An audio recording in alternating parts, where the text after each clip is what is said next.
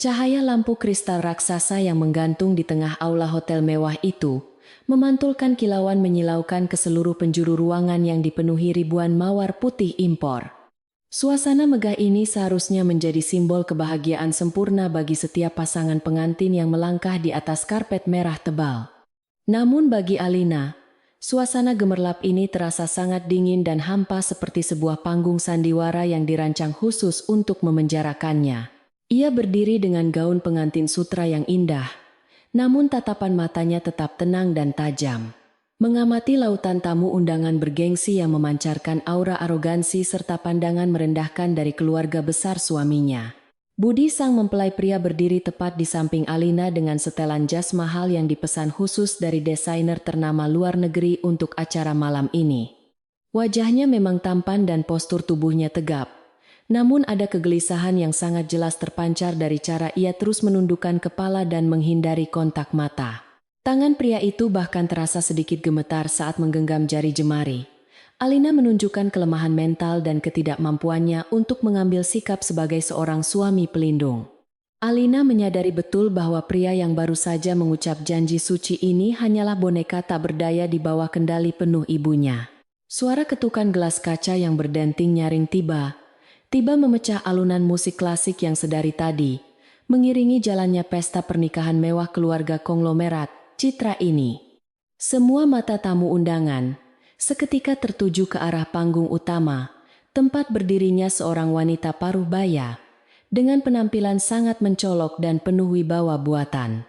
Nyonya Ratna ibu kandung Budi melangkah maju dengan angkuh mengenakan gaun malam bertahtakan berlian serta perhiasan zamrud tebal yang melingkar di leher dan pergelangannya. Senyum sinis terukir jelas di wajahnya saat ia meraih mikrofon dari tangan pembawa acara bersiap untuk memulai sebuah pidato yang telah direncanakan. Hadirin, sekalian yang sangat saya hormati, malam ini kita berkumpul untuk menyaksikan sebuah keajaiban sosial yang mungkin belum pernah terjadi dalam sejarah keluarga besar kita. Ratna memulai pidatonya dengan nada suara lantang yang menggema ke seluruh sudut ruangan mewah itu membuat suasana seketika berubah menjadi sunyi senyap penuh antisipasi. Ia menatap lurus ke arah Alina dengan pandangan meremehkan yang sama sekali tidak berusaha disembunyikan dari ratusan pasang mata kolega bisnis dan kerabat kelas atas mereka. Kata-kata selanjutnya meluncur tajam seperti pisau yang sengaja diasah untuk mengiris harga diri sang menantu baru di hadapan publik. Anak saya Budi yang merupakan pewaris utama kerajaan bisnis Citra hari ini, telah membuat keputusan yang sangat berani dengan menikahi seorang wanita dari kalangan biasa. Nyonya Ratna melanjutkan kalimatnya sambil berjalan mondar-mandir di atas panggung seolah-olah ia sedang memberikan sebuah pengumuman amal kepada kaum papa yang kelaparan. Keluarga kami selalu diajarkan untuk memiliki hati yang luas dan penuh belas kasih sehingga kami akhirnya bersedia menerima kehadiran wanita malang ini ke dalam rumah tangga kami. Meskipun tentu saja perbedaan latar belakang pendidikan dan status sosial di antara mereka berdua bagaikan bumi dan langit. Terdengar suara kasak-kusuk dan tawa tertahan dari beberapa sudut ruangan tempat para istri direktur dan kerabat jauh keluarga Citra berkumpul menikmati hidangan mewah mereka. Mereka mulai bisik sambil menunjuk ke arah Alina, menilai penampilan dan asal-usul sang pengantin wanita dengan kata-kata yang sangat tajam dan menyakitkan. Alina tetap berdiri tegak bagaikan patung marmer yang indah, tanpa menunjukkan ekspresi terhina atau kemarahan sedikit pun di wajah cantiknya yang dirias dengan sangat elegan. Ia justru memanfaatkan momen ini untuk merekam setiap wajah orang-orang yang malam ini menertawakannya dengan penuh rasa bangga. Budi yang berdiri di sebelah Alina semakin menundukkan wajahnya, dalam-dalam wajahnya memerah karena merasa sangat malu namun tidak ada satu patah kata pun keluar. Ia sama sekali tidak berani menginterupsi pidato ibunya, apalagi melangkah maju untuk melindungi kehormatan wanita yang kini secara hukum telah sah menjadi istri dan pasangannya. Ketidakberanian Budi ini justru semakin mengkonfirmasi penilaian Alina tentang betapa rapuh dan menyedihkannya sistem kepemimpinan di dalam tubuh perusahaan raksasa yang selama ini dibanggakan itu. Sang ibu benar-benar telah merampas jiwa kepemimpinan putranya sendiri demi mempertahankan dominasi dan kekuasaan mutlak di dalam keluarga. Saya berharap setelah malam ini berlalu menantu baru saya bisa segera menyadari posisinya dan mulai belajar tata krama dasar. agar tidak mempermalukan nama besar kami." Nyonya Ratna menutup pidatonya dengan senyuman kemenangan yang sangat sombong, seraya mengangkat gelas sampahnya tinggi-tinggi ke udara untuk mengajak seluruh tamu bersulang bersama. Tepuk tangan riuh bergema memenuhi aula mewah tersebut. Sebagian besar tamu bertepuk tangan karena merasa terhibur dengan pertunjukan dominasi sosial yang baru saja mereka saksikan. Sementara itu di atas panggung, Alina perlahan menarik napas panjang dan membalas senyuman ibu mertuanya dengan tatapan mata yang sangat misterius.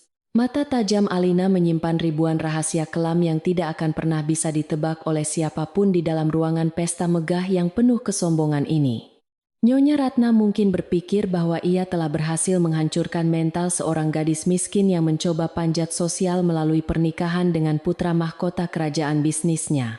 Namun wanita tua yang sombong itu sama sekali tidak menyadari bahwa ia baru saja membangunkan seekor naga tidur yang memiliki kekuatan untuk menghancurkan segalanya. Di balik gaun pengantin sederhana itu tersembunyi identitas sejati seorang ahli strategi keuangan paling ditakuti yang memegang kendali atas nasib mereka. Sepanjang sisa malam pesta pernikahan itu, Alina harus menahan diri dari berbagai cibiran langsung maupun tidak langsung yang dilontarkan oleh para tamu undangan kelas atas. Beberapa wanita berpakaian mewah dengan sengaja menabrak bahu Alina saat berpapasan di dekat meja hidangan penutup sambil menggumamkan kata-kata kasar tentang ketidakpantasan dan kemiskinan. Setiap hinaan yang masuk ke telinganya tidak membuat Alina merasa sedih atau hancur, melainkan menjadi bahan bakar tambahan bagi tekad kuatnya untuk memberikan pelajaran setimpal. Ia mencatat dalam ingatannya betapa bobroknya moral orang-orang yang selama ini berlindung di balik kekayaan materi dan gelar kehormatan. Musik dansa mulai mengalun lembut mengundang pasangan pengantin baru untuk turun ke lantai dansa yang dihiasi lampu kelap-kelip, menyerupai taburan bintang di langit malam. Budi merangkul pinggang Alina dengan ragu-ragu, tangannya terasa dingin dan kaku, seolah ia sedang berdansa dengan sosok asing yang sangat menakutkan bagi dirinya. "Kenapa kamu hanya diam saja sejak tadi dan membiarkan ibuku berbicara seperti itu, tanpa menunjukkan rasa hormat sedikit pun kepadanya?" tanya Budi dengan suara berbisik. Pertanyaan konyol dari suaminya itu hampir saja membuat Alina tertawa lepas. Seandainya ia tidak sedang menjaga citra ketenangannya di hadapan publik yang mengawasi. "Apakah aku harus berterima kasih karena ibumu telah berbaik hati menelanjangiku di depan ribuan orang penting malam ini?" jawab Alina dengan nada datar, namun menusuk. Budi langsung terdiam membisu mendengar balasan tajam dari istrinya. Matanya membelalak kaget karena ia tidak pernah menyangka gadis yang dianggapnya penurut itu berani melawan balik. Selama masa pendekatan, Alina selalu menampilkan sosok wanita yang tenang, sabar, dan penuh pengertian, sehingga Budi mengira ia bisa dengan mudah mengendalikannya setelah resmi menikah. Pria lemah itu sama sekali gagal melihat kedalaman karakter dan kekuatan mental yang dimiliki oleh wanita luar biasa di pelukannya. "Kamu harus mengerti bahwa ibuku melakukan semua ini hanya untuk memastikan kamu menyadari tanggung jawab besar sebagai anggota keluarga Citra," ucap Budi membela ibunya secara membabi buta. Alina hanya tersenyum tipis, sebuah senyuman yang menyiratkan rasa kasihan sekaligus perpisahan emosional yang telah terjadi, bahkan sebelum malam pertama pernikahan mereka benar-benar dimulai. Ia sadar bahwa tidak ada gunanya berdebat dengan pria yang otaknya telah dicuci sedemikian rupa oleh arogansi dan keegoisan seorang ibu yang gila harta. Dansa pernikahan mereka terasa seperti sebuah ritual kematian bagi cinta semu yang mungkin pernah singgah sejenak di hati sang wanita. Waktu terasa berjalan sangat lambat bagi Nyonya Ratna yang terus-menerus memamerkan kekayaannya kepada rekan-rekan bisnis dengan menceritakan proyek-proyek fiktif bernilai fantastis. Ia merasa sangat berkuasa malam ini, mengira posisinya sebagai nyonya besar di perusahaan keluarga sama sekali tidak tergoyahkan oleh siapapun atau kondisi apapun. Ia sama sekali tidak mengetahui bahwa beberapa jam yang lalu, tepat sebelum pesta ini dimulai, pasar saham internasional telah mengalami pergerakan masif yang mengancam kerajaannya. Arus modal besar-besaran sedang ditarik dari berbagai sektor investasi yang menjadi fondasi utama kelangsungan hidup perusahaan kebanggaan keluarga sombong tersebut. Alina diam-diam melirik jam tangan perak kecil yang melingkar elegan di pergelangan tangan kirinya, menghitung mundur waktu menuju kehancuran sistematis yang telah ia rencanakan. Instruksi rahasia telah ia kirimkan melalui jaringan komunikasi terenkripsi tingkat tinggi kepada tim eksekutif kepercayaannya yang beroperasi dari berbagai pusat keuangan utama dunia malam ini. Rencana besar itu disusun bukan karena dendam pribadi semata melainkan sebagai bentuk penegakan keadilan atas manipulasi pasar yang sering dilakukan oleh perusahaan mertuanya selama bertahun-tahun. Pernikahan ini pada dasarnya hanyalah sebuah jalan masuk paling mulus untuk mengumpulkan bukti-bukti konkret dari dalam pertahanan musuh. Ketika acara pemotongan kue pengantin bertingkat 7 tiba Alina, dan Budi dipaksa untuk berpose mesra di hadapan puluhan kamera wartawan media gaya hidup ternama ibu kota.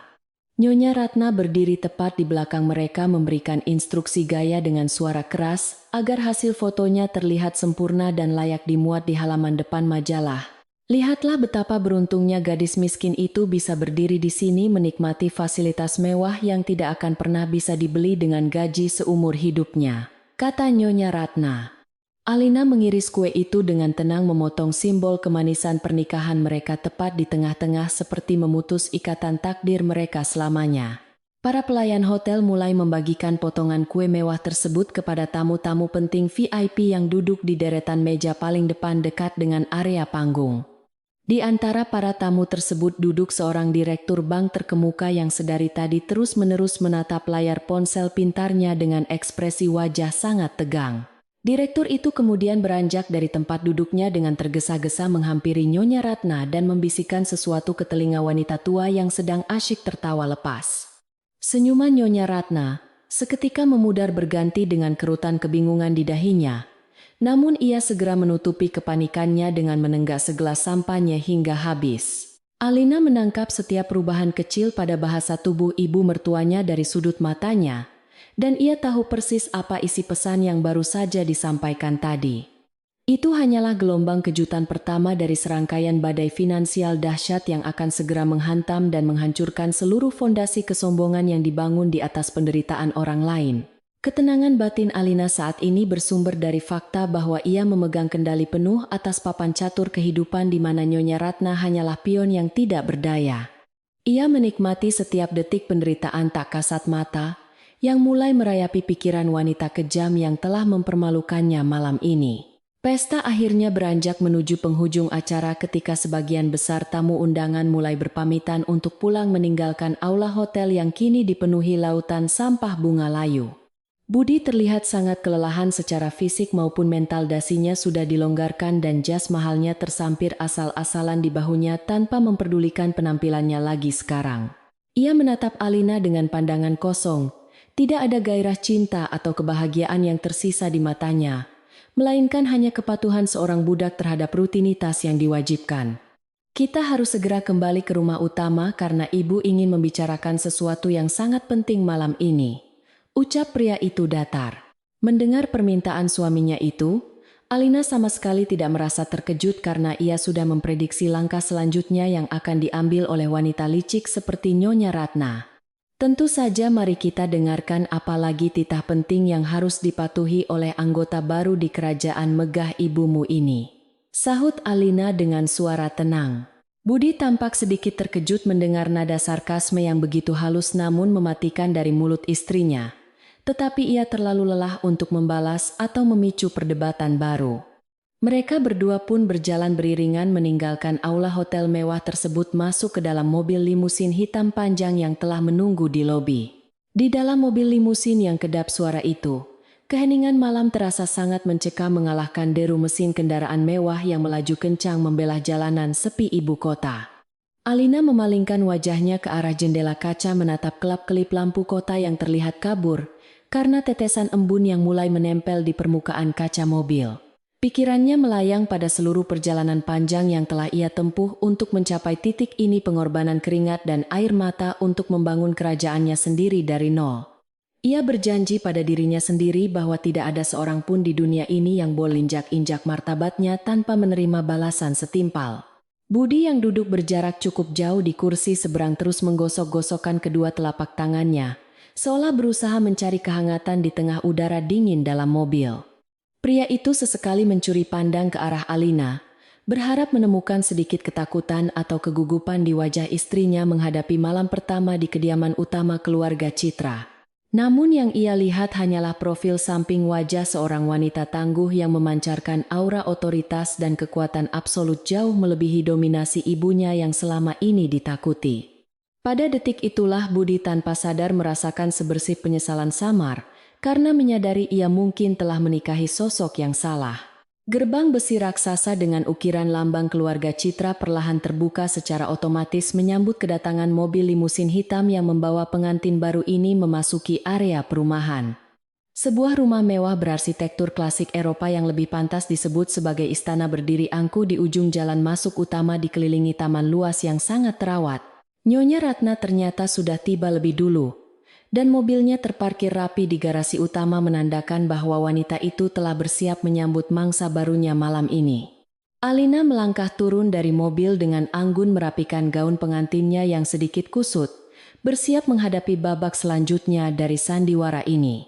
Pintu utama rumah mewah itu terbuka lebar, menampilkan deretan pelayan berseragam rapi yang menunduk. Hormat menyambut kedatangan tuan muda dan nyonya muda. Baru mereka malam ini.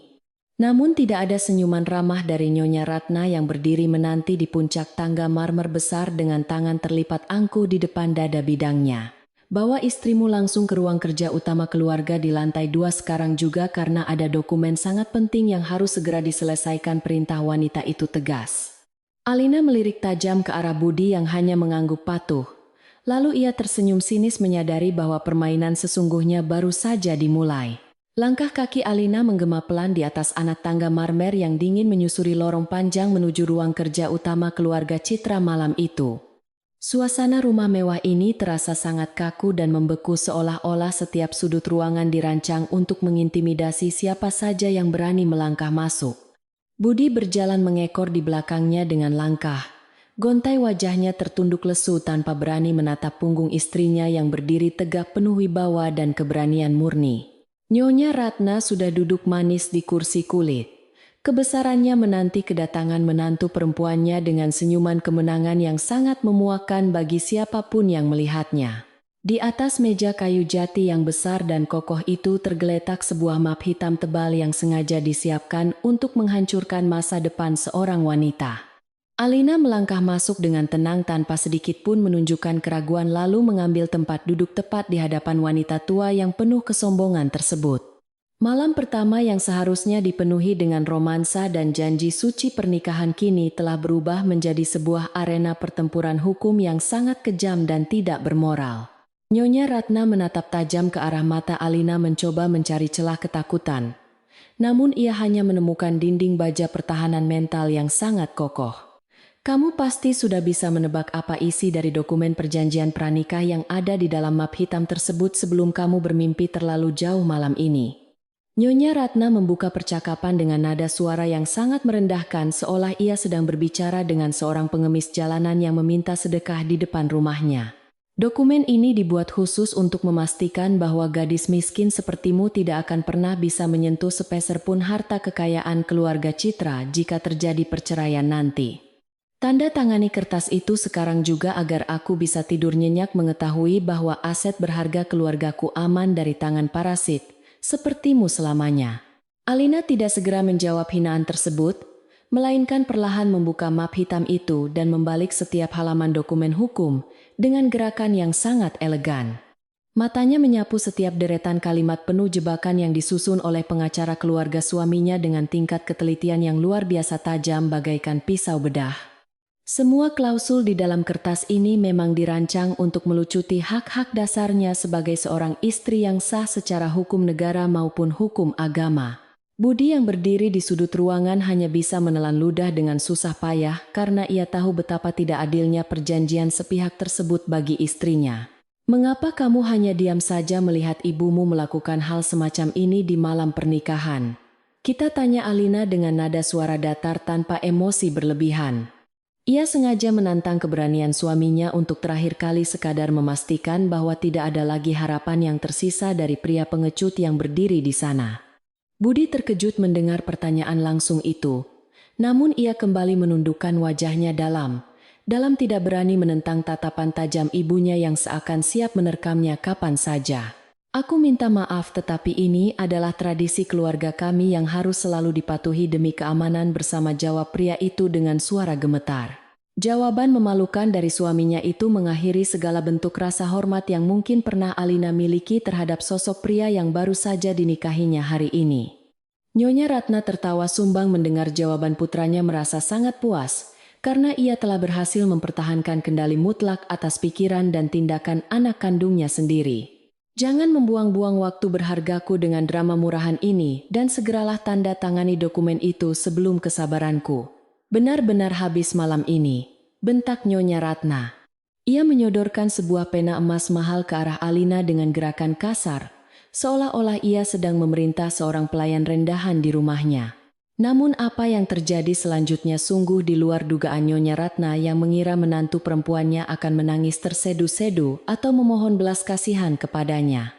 Alina mengambil pena emas tersebut tanpa menunjukkan ekspresi terhina sedikit pun, lalu menatap wajah ibu mertuanya dengan sebuah senyuman misterius yang sangat membingungkan.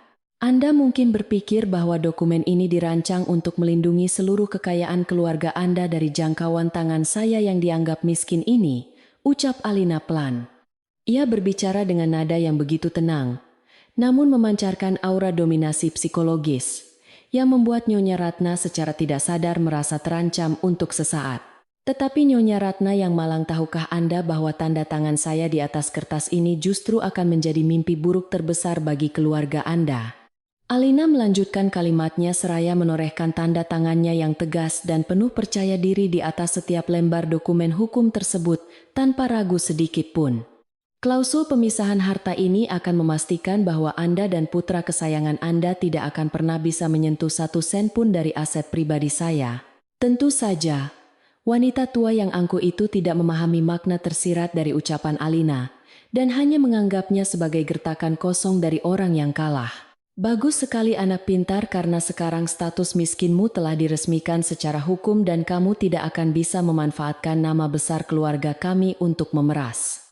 Nyonya Ratna segera menarik map hitam itu kembali dengan kasar, seakan takut Alina akan tiba-tiba berubah pikiran dan merobek dokumen berharga tersebut. Ia memeriksa setiap lembar tanda tangan dengan teliti dan tersenyum sangat lebar membayangkan kemenangan mutlak yang telah ia raih atas wanita muda di depannya.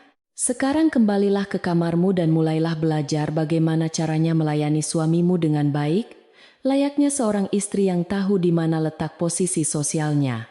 Alih-alih menuruti perintah mertuanya itu, Alina justru berdiri dari kursinya dan merapikan gaun pengantin sutra putihnya yang terlihat sedikit kusut di bagian bawah. Ia melepaskan kalung berlian palsu yang diberikan oleh keluarga Citra sebagai simbol kebohongan mereka, lalu meletakkannya dengan kasar di atas meja kayu jati tersebut. Saya tidak akan pernah kembali ke kamar manapun di rumah tangga yang dipenuhi oleh kebohongan dan kesombongan. Menjijikan ini mulai dari detik ini.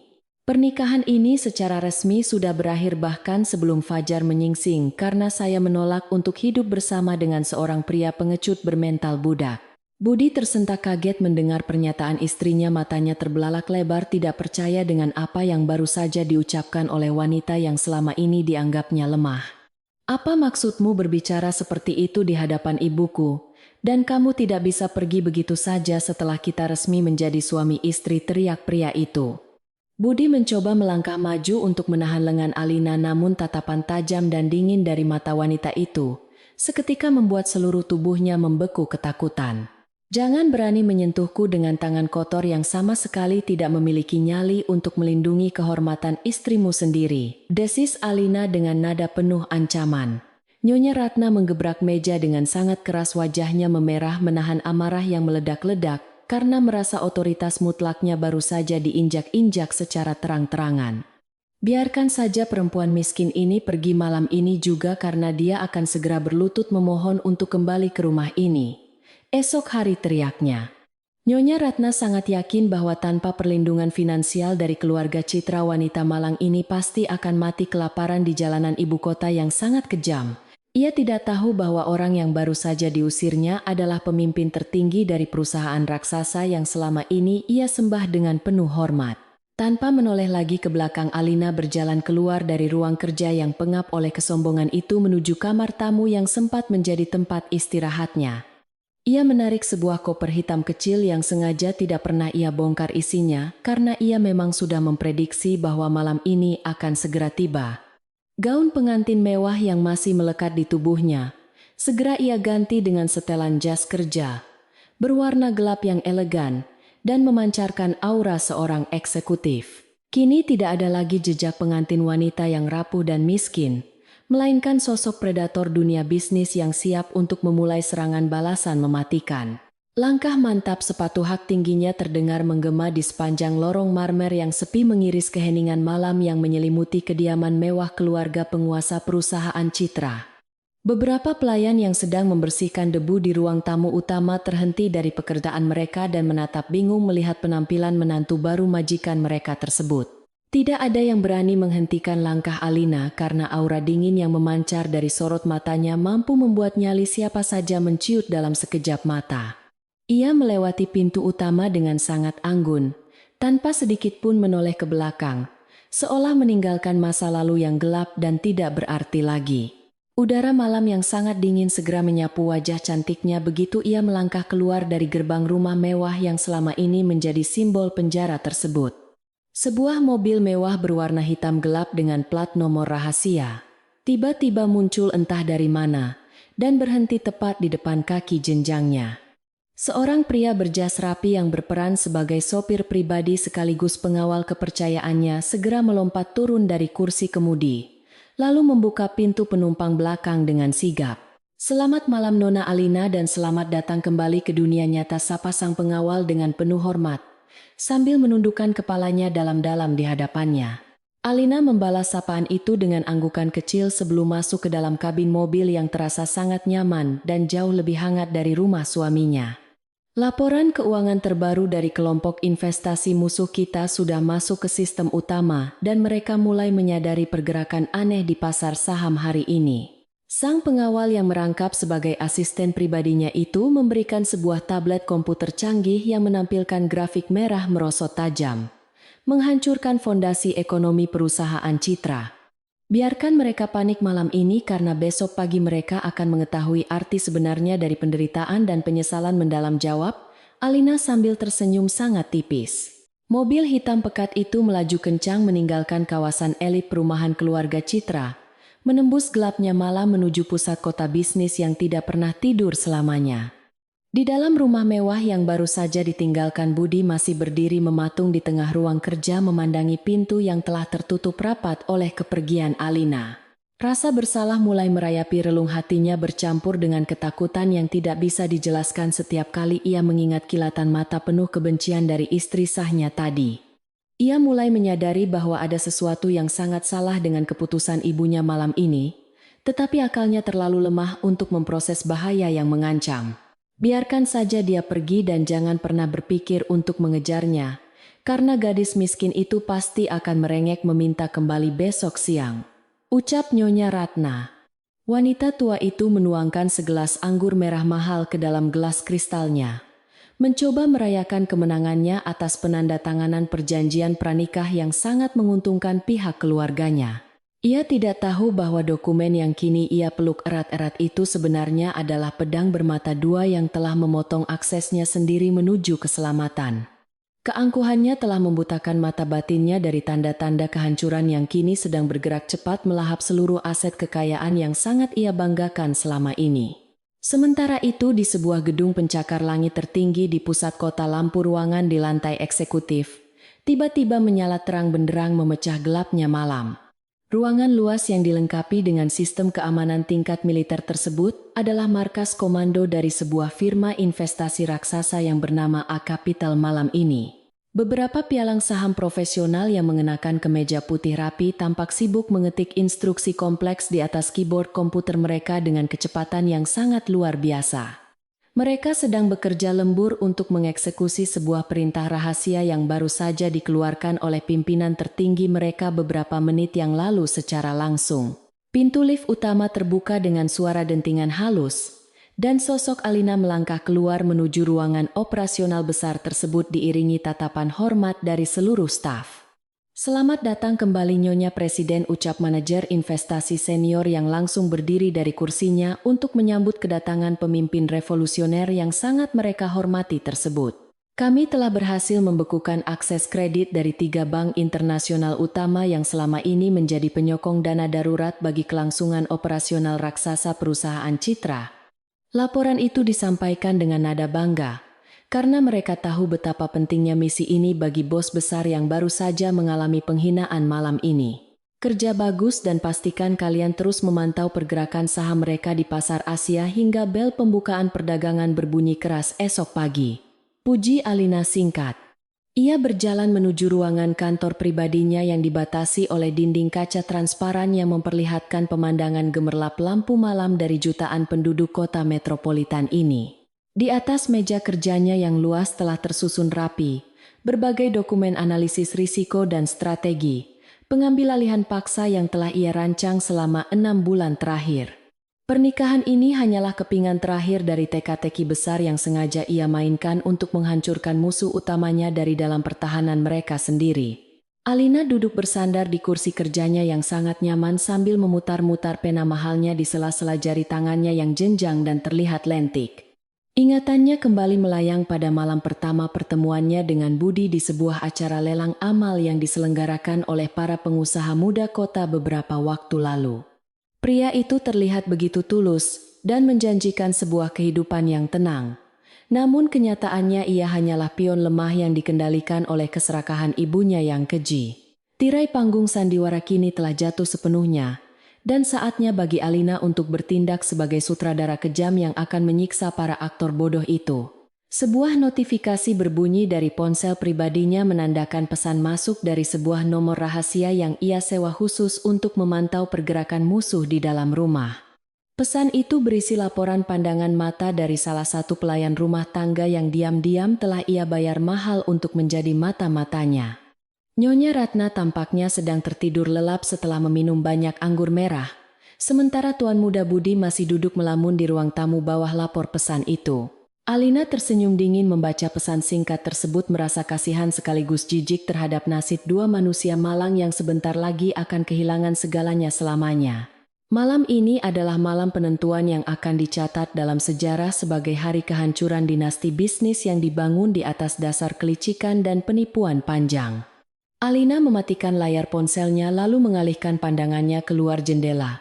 Kaca besar mengamati ribuan lampu kota yang berkelap-kelip, bagaikan lautan bintang di bumi. Tidak akan ada lagi pengampunan atau negosiasi damai yang akan ia tawarkan kepada orang-orang yang telah merendahkan martabatnya di hadapan publik dengan sangat sengaja. Bunga mawar putih pernikahan yang layu malam ini akan segera digantikan oleh badai keadilan yang menyapu bersih semua noda kotor keluarga tersebut esok hari. Sinar mentari pagi menyusup melalui celah tirai beludru tebal di kamar mewah. Nyonya Ratna menandakan datangnya hari baru yang sangat cerah dan menjanjikan. Wanita parubaya itu menggeliat pelan di atas ranjang berukuran raksasanya dengan senyuman puas yang masih tersisa dari kemenangannya malam tadi atas menantu miskinnya. Ia merasa sangat bangga karena berhasil mengamankan seluruh aset perusahaan Citra melalui dokumen perjanjian pranikah yang ditandatangani oleh gadis bodoh tersebut tanpa adanya perlawanan. Secangkir kopi hitam pekat telah disiapkan oleh pelayan pribadinya di atas meja nakas, menyempurnakan pagi yang terasa begitu indah bagi sang penguasa rumah tangga. Sementara itu di sudut lain rumah megah tersebut Budi masih terduduk lesu di lantai kamarnya yang dingin dengan pakaian kusut sisa pesta semalam. Pria itu sama sekali tidak bisa memejamkan matanya sepanjang malam karena bayangan sorot mata tajam. Alina terus menghantui setiap sudut pikirannya yang semakin kalut. Ia mulai menyadari ada sesuatu yang sangat janggal dari cara istrinya pergi meninggalkan rumah ini tanpa membawa satupun barang berharga atau meminta uang. Namun kepengecutannya kembali mengambil alih membuat Budi memilih untuk mengabaikan firasat buruk tersebut dan meyakinkan dirinya sendiri bahwa ibunya pasti selalu melakukan hal benar. Nyonya Ratna melangkah anggun menuruni tangga utama menuju ruang makan keluarga dengan balutan gaun sutra pagi yang sangat elegan dan memancarkan aura nyonya besar. Ia baru saja duduk dan bersiap menyantap hidangan sarapan mewah ketika ponsel pintarnya tiba-tiba berdering. Nyaring memecah keheningan ruangan luas tersebut dengan kasar. Nama Direktur Keuangan Perusahaan Citra muncul di layar ponsel membuat Nyonya Ratna sedikit mengerutkan dahinya karena merasa terganggu oleh panggilan telepon sepagi ini darinya. Ia mengangkat panggilan itu dengan nada suara sangat angkuh mengira bahwa bawahannya hanya ingin memberikan laporan rutin mengenai keuntungan operasional perusahaan seperti hari biasanya. Nyonya besar, tolong maafkan saya karena harus menyampaikan kabar yang sangat buruk pagi ini tentang status pengajuan pinjaman darurat kita kepada pihak A Capital. Suara Direktur Keuangan terdengar sangat bergetar dan panik dari seberang telepon menandakan bahwa sebuah bencana besar baru saja menghantam stabilitas keuangan perusahaan mereka sekarang. Mereka secara resmi telah menolak seluruh proposal pinjaman kita dan membatalkan semua bentuk kerjasama investasi yang sedang berjalan tanpa memberikan alasan yang jelas. Penolakan ini akan membuat arus kas perusahaan kita lumpuh total dalam beberapa hari ke depan karena tagihan utang jatuh tempo sudah semakin menumpuk. Wajah Nyonya Ratna yang sebelumnya tampak begitu cerah seketika berubah menjadi pucat pasi, seolah aliran darah baru saja tersedot keluar dari seluruh tubuhnya itu. Apa maksudmu mereka membatalkan semuanya padahal kita sudah melakukan negosiasi panjang selama berbulan-bulan dan mereka berjanji akan mencairkan dana tersebut? Minggu ini, teriaknya. Wanita tua itu menggebrak meja makan dengan sangat keras hingga cangkir teh porselen mahalnya terguling dan menumpahkan isinya menodai taplak meja putih yang bersih. Jantungnya berdebar sangat kencang karena ia sangat menyadari bahwa tanpa kucuran dana segar dari A Capital, seluruh bisnis keluarganya akan hancur lebur seketika.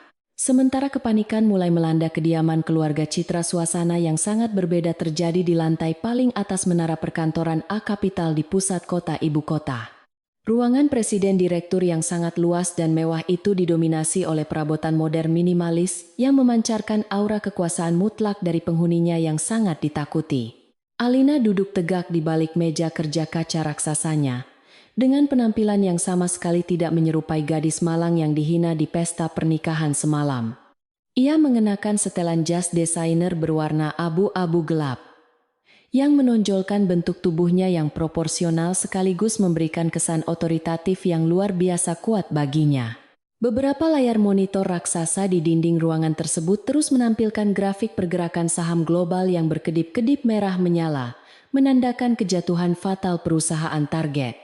Alina menyeruput kopi hitamnya secara perlahan, sambil membaca laporan detail mengenai reaksi pasar terhadap penarikan dana mendadak yang baru saja ia perintahkan pagi ini.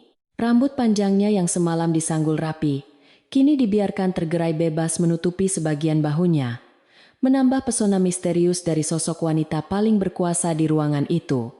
Asisten kepercayaannya berdiri di samping meja dengan sikap tubuh sempurna menanti instruksi lanjutan dari bos besar yang otaknya selalu bekerja selangkah lebih maju. Nyonya Presiden, seperti yang telah Anda perkirakan, pihak Citra sekarang sedang mengalami kepanikan massal yang luar biasa di seluruh departemen operasional utama perusahaan mereka. Lapor sang asisten sambil menyerahkan sebuah tablet yang berisi rekaman suara dari penyadapan komunikasi internal direksi musuh yang berhasil mereka retas beberapa menit lalu. Mereka sedang berusaha menghubungi semua relasi perbankan untuk mencari pinjaman pengganti, tetapi kami telah memastikan bahwa tidak ada satupun bank yang berani membantu. Nama besar A Capital telah menjadi jaminan bahwa siapapun yang berani mengulurkan tangan kepada keluarga Citra akan ikut hancur terseret arus gelombang kami. Sebuah senyuman sangat dingin terbentuk di sudut bibir Alina saat ia mendengarkan laporan tersebut, merasa sangat puas dengan kehancuran sistematis yang sedang terjadi sekarang. Pastikan kalian terus menekan harga saham mereka di bursa efek sampai nilainya menyentuh titik terendah yang belum pernah mereka bayangkan dalam mimpi terburuk sekalipun. Perintahkan tim legal kita untuk mulai menyiapkan dokumen akuisisi paksa, karena dalam 2 hari ke depan mereka pasti akan datang kemari mengemis memohon bantuan. Aku ingin memastikan bahwa Nyonya Ratna dan putra kesayangannya itu tidak memiliki jalan keluar lain selain menyerahkan seluruh perusahaan mereka ke tanganku tanpa syarat. Kembali ke kediaman mewah keluarga Citra, suara bantingan pintu ruang makan mengejutkan Budi yang baru saja turun dari tangga dengan wajah sangat lesu. Ia melihat ibunya sedang berdiri mondar-mandir di dekat meja makan sambil terus berteriak marah ke arah ponsel pintarnya yang digenggam dengan sangat erat. "Ada apa ibu, mengapa pagi-pagi begini rumah sudah terasa sangat tegang dan kacau balau seperti ini?" tanya Budi dengan suara lemah penuh kebingungan. Pria itu sama sekali belum menyadari bahwa badai finansial dahsyat baru saja menghantam seluruh kekayaan yang selama ini menjadi satu-satunya sumber kebanggaan hidupnya. "Dasar anak tidak berguna, apakah kamu tidak tahu bahwa perusahaan kita sedang berada di ambang kehancuran total hari ini?" bentak Nyonya Ratna penuh kemarahan. Pihak A Capital tiba-tiba saja menarik semua komitmen investasi mereka dan memblokir seluruh akses pendanaan darurat yang sangat kita butuhkan untuk bertahan hidup. Wajah Budi Satribara seketika berubah menjadi sepucat kertas mendengar nama perusahaan investasi raksasa tersebut, karena ia tahu betul seberapa besar pengaruh mereka di dunia bisnis. Bagaimana mungkin ini bisa terjadi secara tiba-tiba, padahal kemarin malam kita masih merayakan pesta pernikahan yang sangat mewah dan sempurna, keluh pria tersebut. Pesta pernikahan itu sama sekali tidak ada artinya jika dibandingkan dengan krisis finansial yang sedang mencekik leher kita sekarang ini, tegur ibu kandungnya itu. "Segera hubungi semua rekanan bisnis yang hadir semalam dan gunakan seluruh pesona nama keluarga kita untuk meminta bantuan dana dari mereka secepat mungkin sekarang." Budi hanya bisa mengangguk, patuh tubuhnya bergetar ketakutan. Karena ini adalah pertama kalinya ia melihat ibunya yang selalu tampil angkuh kini dilanda kepanikan luar biasa.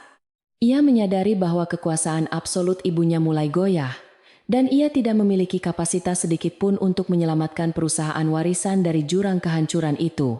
Di waktu yang bersamaan, Alina sedang memimpin rapat darurat Dewan Direksi A Capital di ruang pertemuan utama yang dilengkapi dengan teknologi hologram super canggih.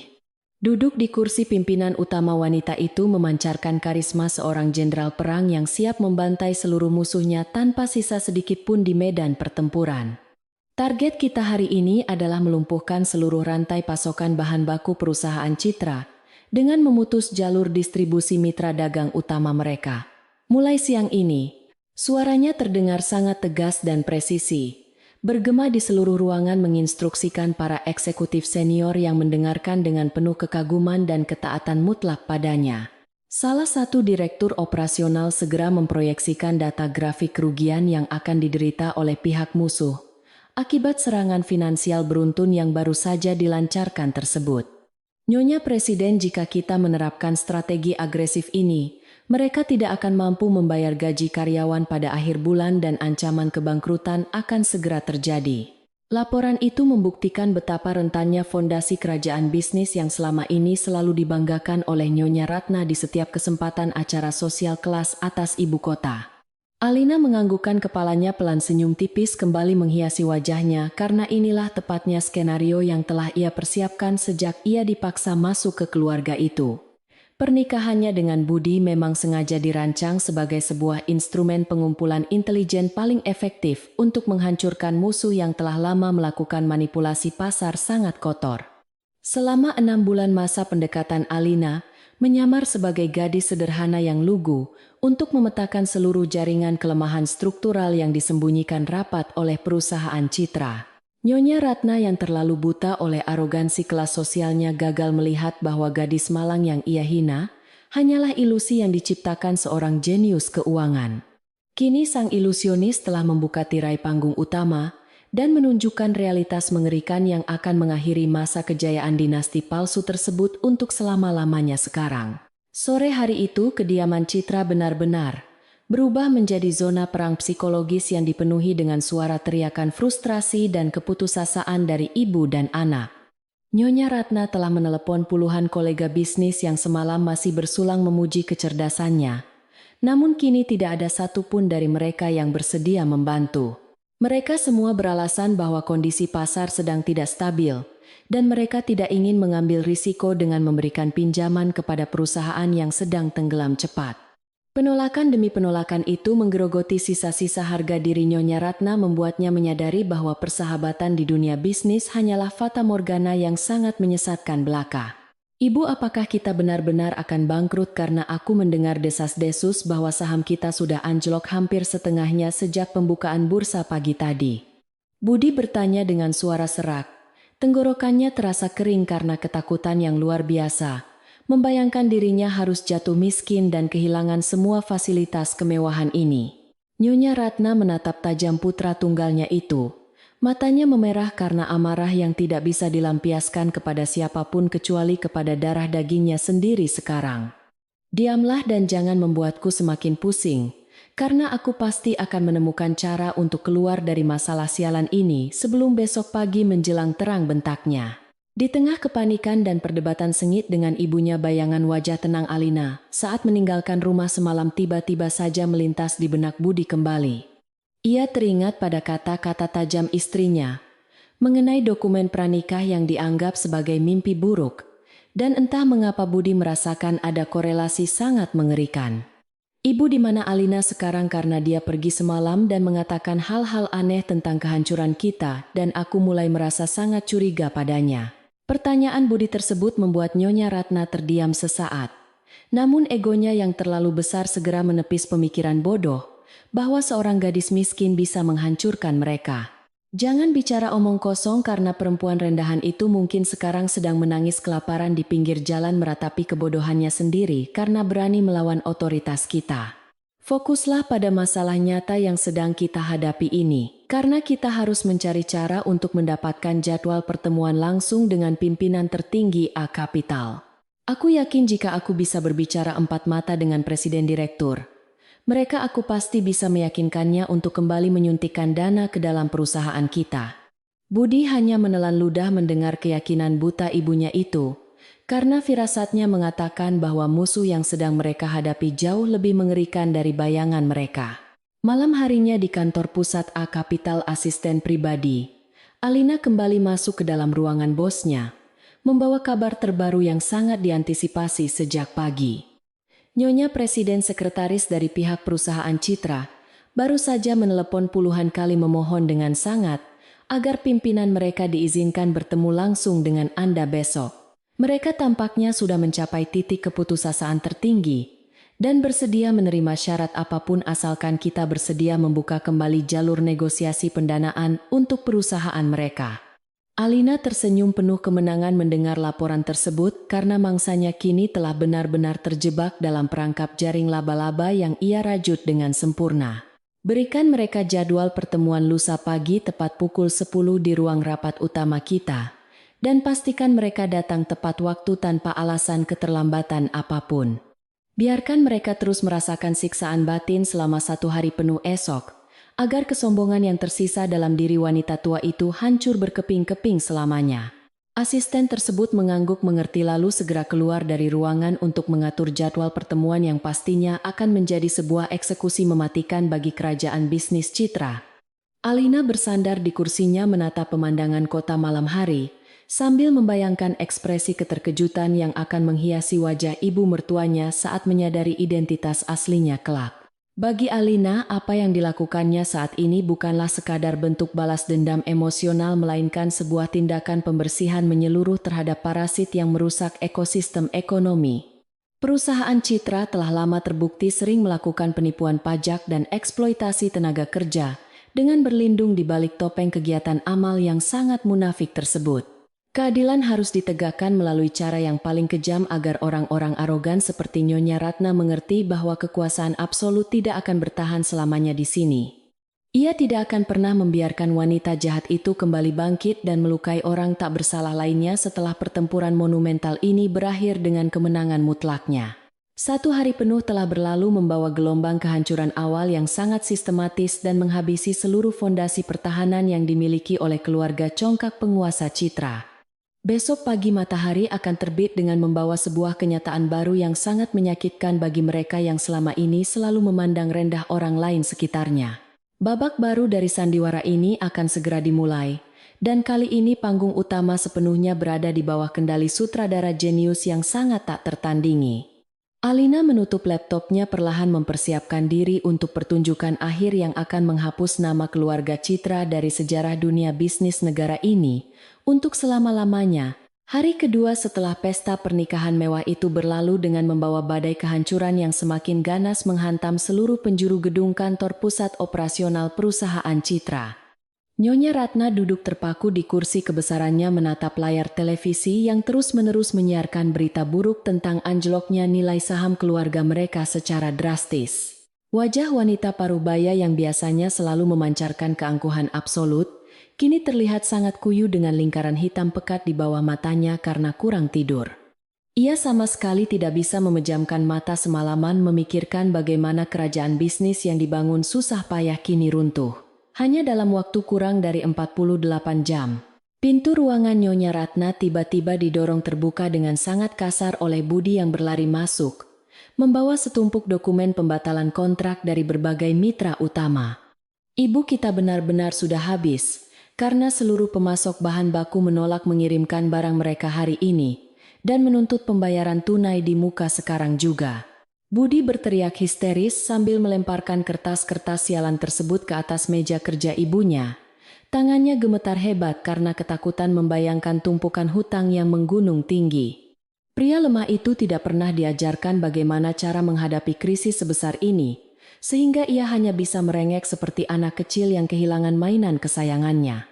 Diam dan berhentilah bersikap seperti orang bodoh.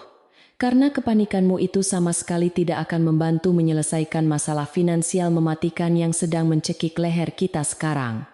Nyonya Ratna membentak putranya dengan suara serak menahan amarah yang meledak-ledak akibat rentetan pengkhianatan dari rekan-rekan bisnis yang selama ini selalu menjilat kepadanya.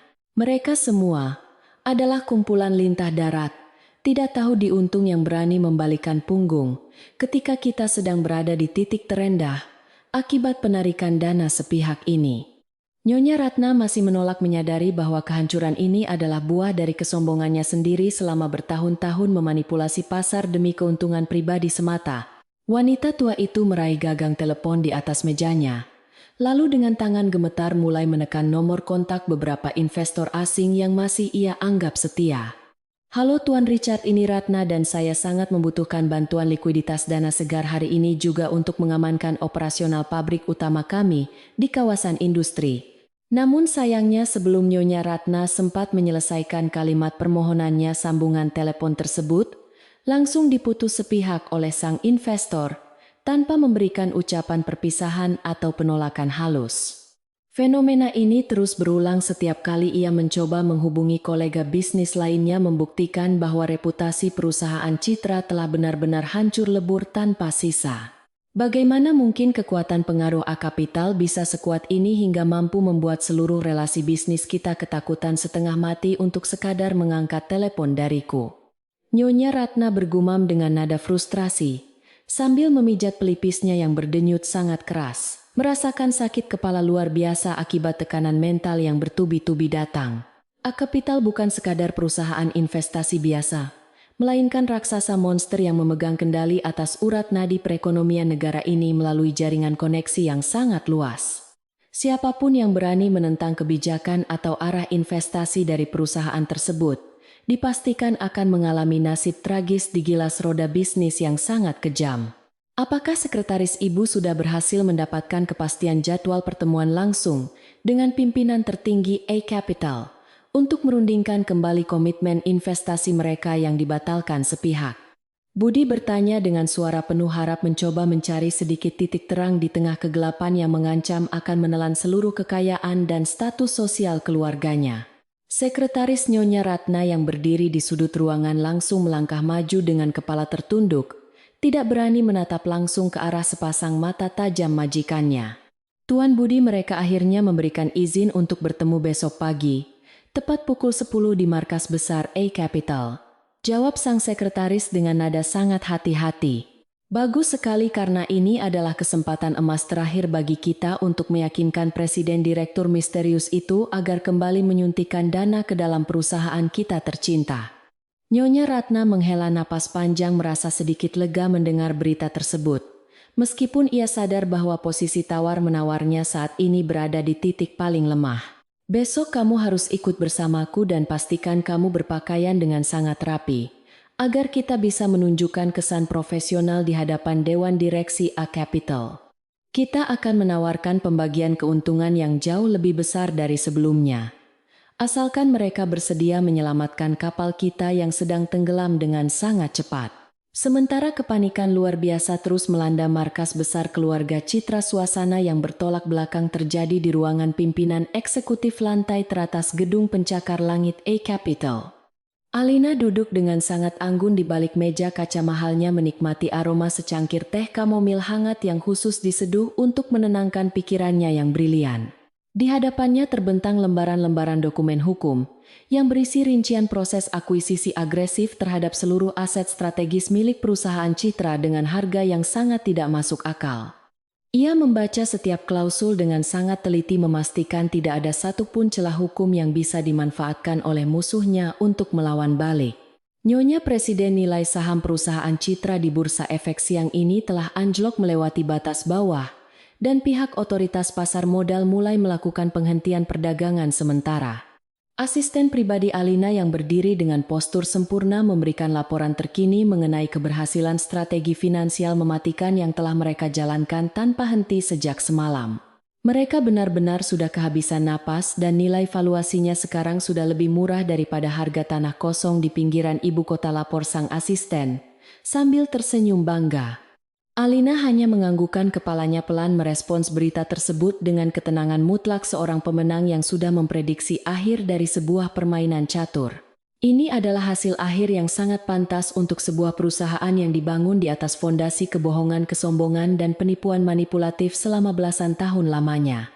Alina meraih pena emas pribadinya, lalu menorehkan tanda tangan persetujuan di atas dokumen akuisisi tersebut dengan gerakan tangan yang sangat luwes dan penuh keyakinan.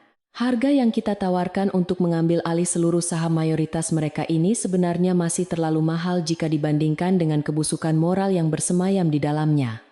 Namun kita harus tetap menjalankan prosedur legal ini secara profesional, agar mereka tidak memiliki alasan untuk menuntut balik di pengadilan pada kemudian hari nanti. Pastikan ruangan rapat utama kita besok pagi disiapkan dengan sempurna, karena aku ingin menyambut tamu istimewa kita dengan segala bentuk intimidasi psikologis yang paling elegan. Perintah Alina kepada asistennya dengan nada suara yang sangat dingin menyiratkan sebuah rencana eksekusi mental yang akan menghancurkan sisa-sisa harga diri Nyonya Ratna. Biarkan mereka menunggu di lobi selama beberapa belas menit, agar rasa cemas dan ketakutan menggerogoti pikiran mereka sebelum pintu ruang rapat eksekutif itu benar-benar dibuka.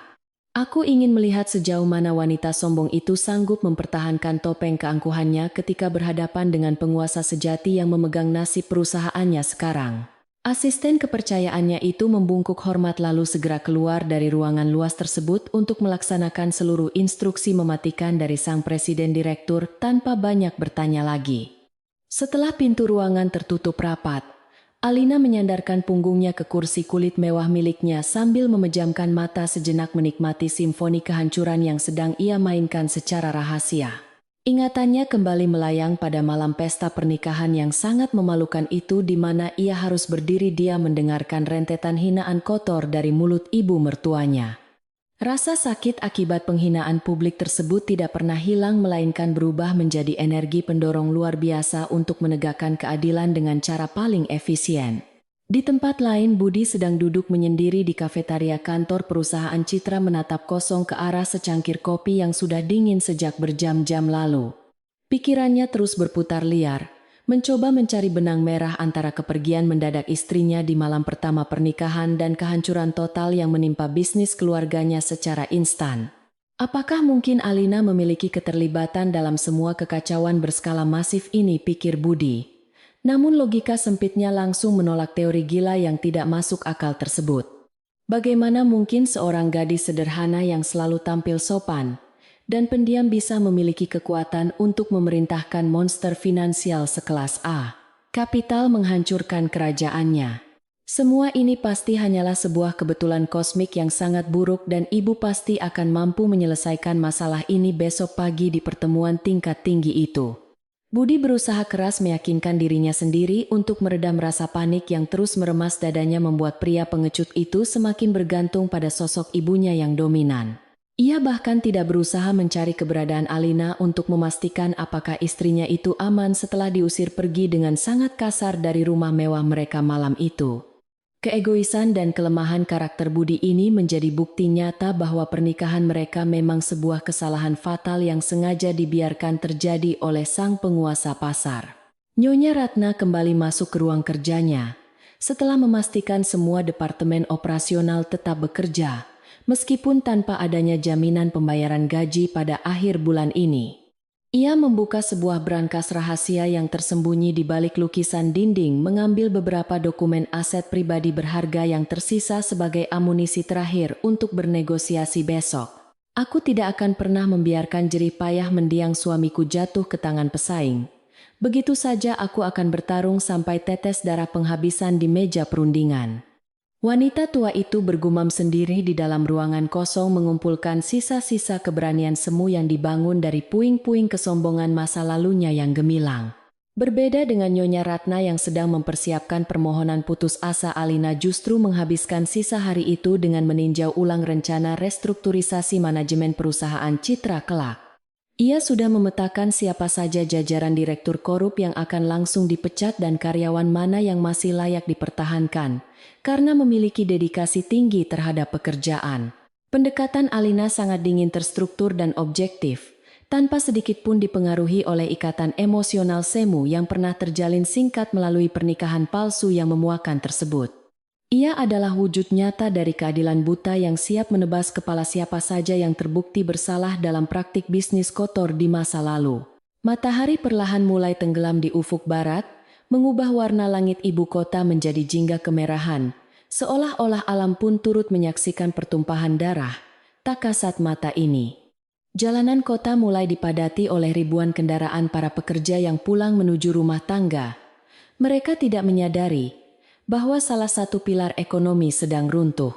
Di dalam rumah mewah keluarga Citra, suasana makan malam terasa sangat mencekam, seperti menghadiri sebuah acara pemakaman tanpa jenazah di atas meja makan panjang mereka. Tidak ada satupun hidangan lezat yang berhasil melewati tenggorokan Budi maupun Nyonya Ratna, karena perut mereka terasa mual akibat ketakutan luar biasa. Besok pagi kita harus berangkat lebih awal untuk memastikan kita tidak terlambat satu detik pun, karena presisi waktu sangat menentukan kesan pertama di hadapan mereka. Nyonya Ratna memberikan instruksi terakhir kepada putranya dengan nada suara yang bergetar menahan tangis, menyadari betapa putus asanya posisi mereka saat ini di mata dunia. Dan tolong jangan tunjukkan wajah bodohmu itu saat kita berada di sana nanti, karena aku butuh kau tampil sebagai pewaris perusahaan yang kuat dan meyakinkan. Budi hanya menunduk dalam diam menerima cercaan ibunya, tanpa perlawanan, persis seperti saat ia membiarkan Alina dihina di depan ratusan tamu undangan malam itu. Pada saat yang sama Alina melangkah keluar dari lobi utama gedung A Capital, dengan dikawal ketat oleh beberapa staf keamanan berpakaian hitam yang sangat profesional. Ia masuk ke dalam mobil limusin pribadinya yang segera melaju membelah kepadatan lalu lintas malam menuju apartemen mewahnya yang berada di kawasan eksklusif pusat kota. Ponselnya sesekali bergetar menampilkan laporan singkat mengenai pergerakan aset likuid dari beberapa rekening pribadi keluarga Citra yang ternyata diam-diam mencoba disembunyikan oleh Nyonya Ratna. Tentu saja usaha bodoh itu langsung digagalkan oleh sistem pelacakan otomatis yang telah dipasang oleh tim peretas elit milik A Capital jauh sebelumnya. Mereka benar-benar tidak memiliki rasa malu sedikit pun mencoba menyelamatkan harta pribadi, sementara ribuan karyawan mereka terancam kehilangan mata pencaharian esok hari akibat kebangkrutan. Alina bergumam pelan sambil tersenyum sinis, menatap layar ponselnya, merasa semakin yakin bahwa keputusan untuk menghancurkan keluarga Citra secara permanen adalah langkah yang sangat tepat. Kekejaman yang ia tunjukkan saat ini merupakan sebuah operasi pengangkatan tumor ganas dari tubuh perekonomian, demi menyelamatkan sel-sel sehat lainnya yang masih bisa diselamatkan. Malam ini akan menjadi malam tidur paling nyenyak bagi Alina, sementara musuh-musuhnya akan terus berguling dalam lautan keringat dingin ketakutan. Kegelapan malam akhirnya menyelimuti seluruh penjuru kota, membawa keheningan yang terasa sangat berat menekan dada orang-orang yang sedang menanti datangnya hari penghakiman di esok pagi. Nyonya Ratna menghabiskan sepanjang malam dengan terus menatap dokumen kesepakatan aset sambil berdoa kepada Tuhan yang selama ini selalu ia abaikan saat sedang berada di puncak. Ia memohon keajaiban agar Presiden Direktur Misterius A Capital, yang terkenal sangat kejam itu tiba-tiba saja memiliki belas kasihan dan bersedia mengampuni dosa-dosanya. Harapan kosong itu menjadi satu-satunya pegangan bagi wanita tua tersebut untuk mencegah dirinya dari kegilaan mutlak akibat tekanan stres yang begitu dahsyat menyerang. Namun takdir telah lama ditulis di atas batu dan roda keadilan yang diputar oleh Alina tidak akan pernah bisa dihentikan oleh doa penuh kepalsuan tersebut. Fajar esok hari akan menjadi saksi bisu runtuhnya sebuah dinasti kesombongan dan terungkapnya kebenaran paling menyakitkan yang akan mengoyak jiwa Nyonya Ratna hingga tidak bersisa. Budi juga akan segera menyadari bahwa keheningan istrinya selama ini bukanlah sebuah tanda kelemahan, melainkan sikap tenang seekor predator mematikan yang sedang bersiap menerkam mangsanya. Pertunjukan puncak sudah di depan mata dan ruang rapat utama A Capital telah siap menyambut para aktor malang itu menuju akhir yang tragis. Tepat 2 hari setelah pesta pernikahan mewah yang berakhir menjadi sebuah bencana besar bagi keluarga Citra Pagi, yang sangat menegangkan akhirnya tiba juga. Nyonya Ratna dan Budi melangkah keluar dari mobil mewahnya yang terparkir di depan lobi utama gedung pencakar langit markas besar perusahaan raksasa A Capital. Angin pagi ibu kota berhembus cukup kencang menyapu wajah pucat wanita paruh baya tersebut yang kini tidak lagi memancarkan aura kesombongan sedikit pun. Ia menelan ludah dengan susah payah menatap puncak gedung tinggi yang seolah menembus awan menyadari betapa kecil posisinya saat ini. Budi berjalan perlahan di samping ibunya dengan langkah yang terasa sangat berat, dan kaku mengenakan setelan jas abu yang terlihat kebesaran di tubuhnya. Pria muda yang biasanya selalu tampil percaya diri sebagai pewaris tunggal kerajaan bisnis itu kini hanya terlihat seperti seorang tahanan yang berjalan menuju tiang gantungan. Jantungnya berdebar sangat kencang hingga ia merasa kesulitan untuk bernapas dengan normal saat mereka mulai melangkah melewati pintu kaca putar otomatis di pintu masuk. Penjagaan di gedung ini sangat ketat dengan puluhan petugas keamanan berseragam hitam yang berdiri tegak, mengawasi setiap pergerakan tamu dengan tatapan tajam dan penuh curiga. Ruang lobi utama A Capital dirancang dengan arsitektur modern minimalis yang didominasi oleh marmer putih bersih dan pilar-pilar baja kokoh menjulang tinggi ke atas. Suasana di dalam ruangan sangat tenang, namun memancarkan aura intimidasi yang luar biasa kuat, membuat siapapun yang masuk akan langsung merasa sangat tertekan batinnya. Nyonya Ratna segera menghampiri meja resepsionis yang dijaga oleh 2 orang wanita cantik berpakaian rapi dengan senyuman profesional yang terlihat sangat dingin dan kaku sekali. Selamat pagi, kami dari pihak manajemen perusahaan Citra telah membuat janji pertemuan resmi dengan Presiden Direktur Anda pada pukul 10 tepat hari ini. Ucapnya pelan. Salah satu resepsionis tersebut memeriksa jadwal di layar komputernya sejenak, lalu menatap Nyonya Ratna dengan pandangan datar, tanpa sedikit pun rasa hormat berlebihan. Mohon maaf Nyonya Ratna, tetapi Presiden Direktur kami saat ini masih memimpin sebuah rapat internal yang sangat penting dan tidak bisa diganggu sama sekali. Anda dan putra Anda dipersilakan untuk menunggu di area tunggu lantai eksekutif, sampai beliau benar-benar siap untuk menerima kedatangan kalian berdua siang ini. Seorang petugas keamanan akan mengantar Anda berdua menuju lift khusus yang akan membawa Anda langsung ke lantai paling atas gedung pencakar langit ini sekarang. Nyonya Ratna hanya bisa mengangguk patuh menerima penundaan tersebut tanpa berani mengajukan protes sedikit pun. Padahal biasanya ia akan langsung mengamuk jika dibuat menunggu. Kesombongannya telah sepenuhnya luntur digantikan oleh ketakutan yang mendalam menyadari bahwa nyawa perusahaannya kini berada murni di genggaman tangan sang presiden direktur misterius tersebut. Ia dan Budi segera mengikuti langkah petugas keamanan berbadan tegap itu berjalan melewati lorong sepi menuju sebuah lift baja berlapis kaca gelap yang mewah. Saat pintu lift perlahan menutup, Budi melirik ibunya dan melihat butiran keringat dingin mulai menetes dari dahi wanita yang selalu tampil sempurna tersebut. Perjalanan naik menggunakan lift berkecepatan tinggi itu terasa seperti sebuah siksaan psikologis yang sangat panjang dan mencekam bagi pasangan ibu dan anak malang ini. Budi terus-menerus meremas kedua tangannya yang berkeringat dingin, membayangkan betapa mengerikannya sosok pemimpin A Capital yang sanggup menghancurkan kerajaan bisnis mereka dalam semalam. Apakah beliau pria yang sangat tua dan kejam, pikir Budi, dalam hati mencoba mereka-reka wujud dari monster finansial yang sebentar lagi akan dihadapinya. Ketika lift berdenting pelan, menandakan mereka telah tiba di lantai tujuan jantung Nyonya Ratna. Rasanya hampir saja melompat keluar dari rongga dadanya karena gugup. Pintu lift akhirnya terbuka lebar, menyajikan pemandangan sebuah lorong eksklusif yang dilapisi karpet tebal berwarna merah marun, dengan pencahayaan lampu kristal yang sangat elegan.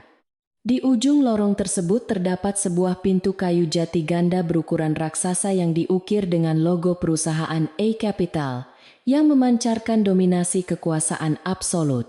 Petugas keamanan mempersilakan Nyonya Ratna dan putranya untuk duduk menanti di deretan kursi sofa kulit mewah yang terletak tepat di luar ruang rapat utama.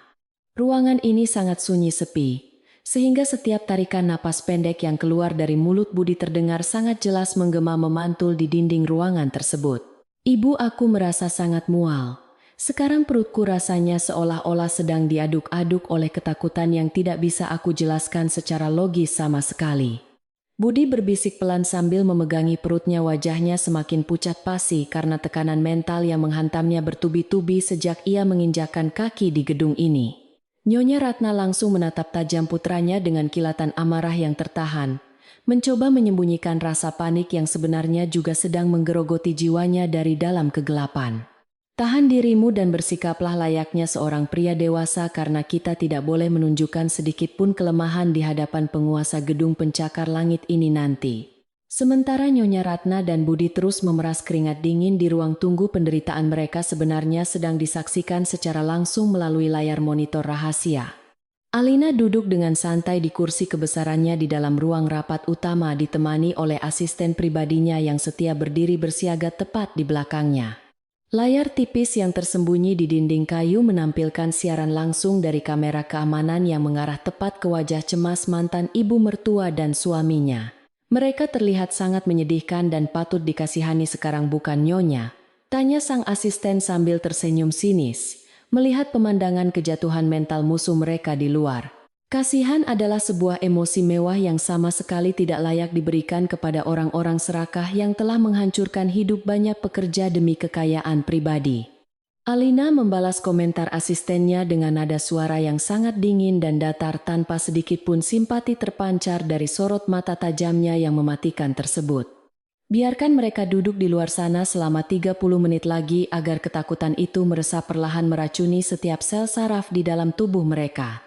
Hukuman mental ini jauh lebih menyakitkan daripada kebangkrutan finansial karena mereka dipaksa untuk merenungkan ketidakberdayaan mereka secara perlahan-lahan di hadapan kematian yang pasti.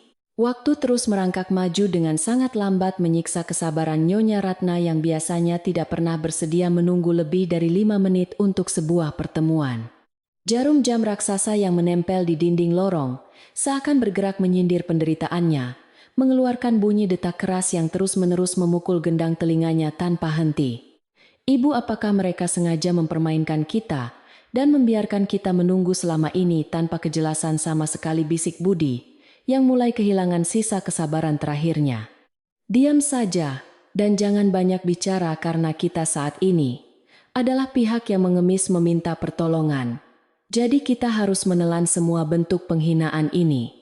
Kalimat pahit yang keluar dari mulut ibunya itu membuat Budi kembali menundukkan kepalanya dalam-dalam merenungi nasib sial yang menjerat keluarganya secara mendadak ini. Bayangan Alina tiba-tiba kembali terlintas di benaknya, entah mengapa ia merasa sangat merindukan kehadiran sosok wanita tenang itu di saat krisis seperti sekarang. Budi mulai menyesali keputusannya yang diam saja saat ibunya mengusir Alina di malam pertama pernikahan.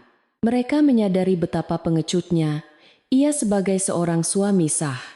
Namun penyesalan tersebut sudah terlambat, karena ia bahkan tidak tahu di mana wanita itu berada, atau bagaimana kondisinya setelah diusir tanpa membawa sepeser pun. Di dalam ruang rapat utama, Alina bangkit dari kursi kebesarannya dan berjalan perlahan menuju jendela kaca besar yang menyajikan pemandangan kota ibu kota dari atas. Ia melipat kedua tangannya di depan dada menatap deretan gedung pencakar langit lainnya yang terlihat sangat kecil dan sepele dari tempatnya berdiri saat ini. Kekuasaan adalah sebuah ilusi yang sangat rapuh jika dibangun di atas penderitaan orang lain, dan hari ini aku akan membuktikan kebenaran absolut tersebut selamanya. Ia bergumam pelan lebih kepada dirinya sendiri daripada kepada asistennya mempersiapkan mental untuk momen klimaks yang telah ia rancang dengan sangat teliti selama berbulan-bulan. Asisten tersebut melirik jam tangan pintarnya lalu memberikan anggukan kecil kepada Alina, menandakan bahwa waktu hukuman psikologis 30 menit telah selesai dilaksanakan sempurna. Nyonya Presiden, waktu yang Anda tentukan telah habis sekarang dan mangsa kita tampaknya sudah mencapai batas maksimal keputusasaan yang bisa ditanggung oleh manusia normal. Alina berbalik perlahan dari arah jendela, wajah cantiknya kini membeku seperti balok es memancarkan aura seorang ratu kejam yang siap menjatuhkan hukuman mati sekarang. Bukalah pintu itu sekarang dan biarkan anjing-anjing malang tersebut masuk untuk menemui majikan baru mereka yang akan menentukan nasib perusahaan bobrok mereka selamanya. Di luar ruangan, suara kunci elektronik yang terbuka memecah keheningan mencekam lorong eksklusif tersebut membuat Nyonya Ratna dan Budi terlonjak kaget dari tempat duduknya. Pintu kayu jati raksasa itu bergeser terbuka secara otomatis, perlahan-lahan menampilkan kilauan cahaya lampu ruangan yang sedikit menyilaukan mata kedua ibu dan anak itu. Nyonya Ratna segera merapikan tatanan rambut dan kerah bajunya, mencoba mengembalikan sisa-sisa martabat kebangsawanan yang telah hancur lebur dihantam ketakutan selama menunggu tadi. Ia menarik napas dalam-dalam lalu melangkah maju dengan gemetar, diikuti oleh Budi yang berjalan menunduk persis seperti seorang pelayan yang sangat ketakutan. Begitu mereka melangkah masuk ke dalam ruang rapat utama, aura intimidasi yang luar biasa kuat langsung menyelimuti tubuh dan jiwa kedua orang sombong tersebut. Ruangan itu sangat luas dengan sebuah meja bundar dari marmer hitam pekat di tengahnya dikelilingi oleh kursi-kursi kulit berwarna gelap yang terlihat mahal. Asisten pribadi Presiden Direktur A Kapital berdiri menyambut kedatangan mereka di dekat pintu, dengan senyuman formal yang sama sekali tidak mencapai sorot matanya yang dingin. Silakan masuk dan ambil tempat duduk yang telah disediakan karena pimpinan tertinggi kami sedang menunggu kehadiran Anda berdua di ujung ruangan sana, ucap sang asisten. Nyonya Ratna menganggukkan kepalanya dengan canggung, berusaha keras untuk tidak terlihat terintimidasi, meskipun kakinya terasa seperti jeli yang siap runtuh kapan saja saat ini. Ia berjalan perlahan menuju ujung meja bundar tersebut. Matanya mencoba mencari sosok pria parubaya atau tua, yang biasanya memimpin perusahaan investasi multinasional sekelas ini. Namun sebuah kursi kulit bersandaran tinggi yang membelakangi mereka berdua, membuat Nyonya Ratna tidak bisa melihat siapa yang sedang duduk di kursi kekuasaan tersebut. Budi yang berjalan di belakangnya semakin gemetar. Keringat dingin mengucur deras dari dahinya membasahi kerah kemeja. Mahalnya hingga terlihat sangat berantakan dan menyedihkan. Selamat pagi, Tuan Presiden Direktur terhormat, saya Ratna, perwakilan utama Dewan Manajemen Perusahaan Citra datang untuk memenuhi undangan pertemuan hari ini. Suara Nyonya Ratna terdengar sangat parau dan bergetar, kehilangan seluruh wibawa yang selalu ia banggakan saat merendahkan orang miskin di acara amal.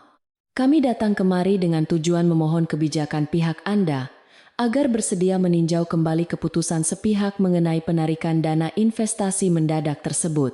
Saya jamin kami bersedia menyetujui persyaratan apapun asalkan perusahaan kami bisa segera diselamatkan dari ancaman kebangkrutan yang kini berada di depan mata. Keheningan yang sangat pekat kembali menyelimuti ruang rapat raksasa itu, selama beberapa detik membiarkan gema permohonan putus asa Nyonya Ratna mengambang di udara bebas. Budi sama sekali tidak berani mengangkat wajahnya, matanya terus terpaku pada ujung sepatu kulit mahalnya yang kini terasa seperti beban berat pengikat kaki tahanan. Tiba-tiba, sebuah suara ketukan jari yang sangat pelan dan ritmis terdengar dari balik kursi kulit kebesaran yang membelakangi mereka berdua di sana. Ketukan itu terdengar seperti irama detak jantung malaikat maut yang sedang menghitung detik-detik terakhir menuju pencabutan nyawa mangsanya dengan sangat teliti dan terencana.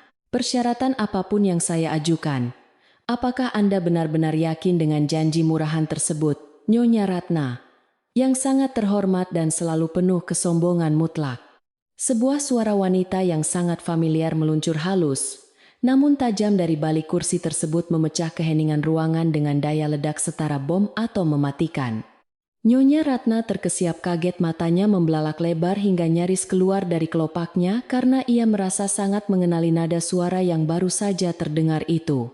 Budi yang sedari tadi menunduk langsung mengangkat wajahnya dengan gerakan yang sangat kasar, lehernya terasa kaku, seperti tersambar petir yang sangat dahsyat dan mengerikan. Perlahan namun pasti kursi kulit bersandaran tinggi tersebut berputar 180 derajat menghadap ke arah dua orang yang kini berdiri bagaikan patung membeku. Cahaya matahari pagi yang menembus kaca jendela jatuh tepat menyoroti wajah cantik nan dingin milik Alina yang duduk santai dengan kaki menyilang penuh otoritas absolut. Ia mengenakan setelan jas eksekutif berwarna hitam pekat yang dirancang khusus oleh desainer ternama, memancarkan aura seorang ratu penguasa bisnis yang sangat ditakuti lawan. Senyuman tipis dan mematikan menghiasi sudut bibirnya menyambut kedatangan mantan ibu mertua dan suaminya yang kini terlihat seperti tikus basah yang terjebak-jebakan mematikan.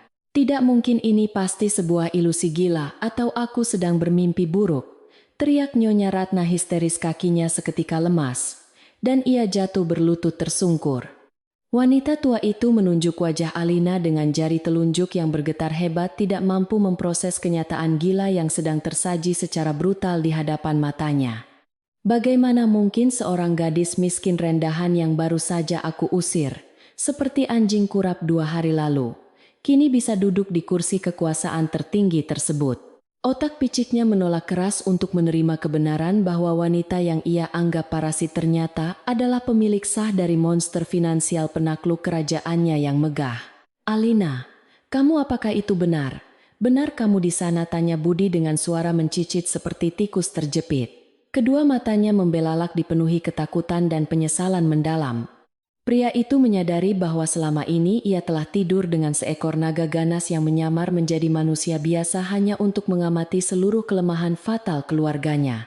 Kepengecutannya di malam pernikahan kini membuahkan hasil panen berupa kehancuran absolut yang tidak akan pernah bisa dihindari atau dibatalkan oleh permohonan maaf jenis apapun. Ia menelan ludah dengan susah payah. Merasakan cengkeraman ketakutan yang meremas jantungnya begitu kuat, hingga ia merasa hampir mati berdiri di tengah ruangan mewah itu. Alina menopangkan dagunya di atas kedua telapak tangannya yang bertautan elegan, menatap lurus ke arah Nyonya Ratna yang masih bersimpuh menangis di atas lantai marmer. Selamat datang di duniaku yang sesungguhnya, Nyonya Ratna yang sangat agung dan selalu memandang rendah orang lain yang tidak memiliki kekayaan setara dengan gelar kebangsawananmu. Apakah Anda masih ingat dengan jelas dokumen perjanjian pranikah yang Anda paksa untuk saya tanda tangani di malam pertama yang sangat menyedihkan dan penuh hinaan tersebut? Bukankah saya sudah memperingatkan Anda bahwa tanda tangan itu akan menjadi awal dari mimpi buruk yang akan menghapus nama keluarga Anda dari sejarah bisnis negara? Ruangan rapat utama A Capital seketika berubah menjadi sebuah arena penghakiman yang sangat sunyi dan dipenuhi oleh ketegangan psikologis yang luar biasa mematikan saat ini. Nyonya Ratna masih tersungkur lemas di atas lantai marmer hitam pekat, matanya terbelalak menatap tidak percaya ke arah sosok wanita muda di kursi kekuasaan tersebut. Napas wanita tua itu terdengar sangat memburu dan putus-putus. Dadanya naik turun dengan cepat seolah-olah ia baru saja berlari maraton sejauh puluhan kilometer. Rasa terkejut yang menghantam sanubarinya begitu dahsyat hingga membuat seluruh sendi tulangnya terasa mati. Rasa tidak mampu menopang berat badannya. Budi yang berdiri gemetar di belakang ibunya perlahan melangkah maju, dengan wajah pucat pasi seperti mayat hidup yang baru saja bangkit dari dalam kuburan gelap. Pria pengecut itu terus mengusap matanya, berulang kali mencoba meyakinkan dirinya sendiri bahwa pemandangan mengerikan di depannya ini hanyalah sebuah mimpi buruk belaka yang menipu. Namun aura dominasi absolut yang dipancarkan oleh Alina dari balik meja bundar itu terasa terlalu nyata dan menyakitkan untuk disangkal oleh akal sehatnya yang sempit. Istrinya yang selalu diam dan menunduk patuh itu kini telah menjelma menjadi seorang penguasa tak tertandingi yang memegang kendali nasibnya. Ini pasti sebuah lelucon gila yang direncanakan oleh para pesaing bisnisku untuk menjatuhkan harga diri keluarga Citra di hadapan publik dan menghancurkan reputasi perusahaan kami. Nyonya Ratna berteriak histeris. Suaranya melengking tajam memecah keheningan. Ruangan mewah tersebut dipenuhi oleh penyangkalan keras kepala yang menolak untuk menerima kekalahan telak hari ini. Ia menunjuk wajah Alina dengan tangan gemetar, urat-urat di lehernya menonjol keluar menandakan tingkat stres psikologis yang telah mencapai batas maksimal ketahanan manusia normal. Kau hanyalah seorang penipu rendahan yang kebetulan menduduki kursi itu karena presiden direktur yang asli sedang tidak berada di tempat. Alina tidak terpancing emosi sedikitpun mendengar tuduhan murahan yang dilontarkan oleh wanita tua yang sedang meronta-ronta dalam genangan keputusasaan yang sangat dalam itu. Ia hanya tersenyum dingin dan memberikan sebuah isyarat kecil dengan tangan kirinya ke arah asisten pribadi yang sejak tadi berdiri diam mengawasi adegan tersebut. Sang asisten segera melangkah maju membawa sebuah perangkat komputer tablet yang terhubung langsung ke layar proyeksi raksasa di belakang kursi kebesaran Presiden Direktur A Capital. Dalam hitungan detik, layar raksasa itu menyala terang menampilkan salinan dokumen identitas resmi dan struktur kepemilikan mutlak saham pengendali perusahaan investasi. Nyonya Ratna terpaksa menelan ludahnya yang terasa sangat pahit ketika melihat namanya dan nama almarhum suaminya. Bahkan tidak sebanding dengan portofolio kekayaan milik Alina. Wajah wanita itu tertampang jelas di layar sebagai pemegang saham tunggal dan pendiri utama A Capital yang telah merajai pasar keuangan internasional selama 5 tahun. Mulut Nyonya Ratna terbuka lebar, namun tidak ada satu patah kata pun yang berhasil keluar dari tenggorokannya yang kini terasa sangat kering dan menyakitkan. Kebenaran yang selama ini ditutupi oleh kesombongannya kini menampar wajahnya dengan kekuatan yang cukup untuk menghancurkan kewarasannya yang tersisa sedikit demi sedikit. Bagaimana perasaan Anda saat ini, Nyonya Ratna, setelah mengetahui bahwa nasib seluruh kerajaan bisnis yang Anda banggakan kini berada di bawah telapak kakiku sepenuhnya? Alina bertanya dengan nada suara yang sangat tenang dan elegan, namun memancarkan aura ancaman mematikan yang sanggup membuat darah siapapun membeku di dalam nadinya. Anda telah menghabiskan belasan tahun mencuri uang dari para pekerja miskin dan menipu negara melalui manipulasi pajak yang sangat kotor dan tidak bermoral sama sekali. Sekarang adalah saat yang paling tepat bagi Anda untuk membayar semua hutang karma tersebut di atas meja penghakiman yang telah saya persiapkan secara khusus ini.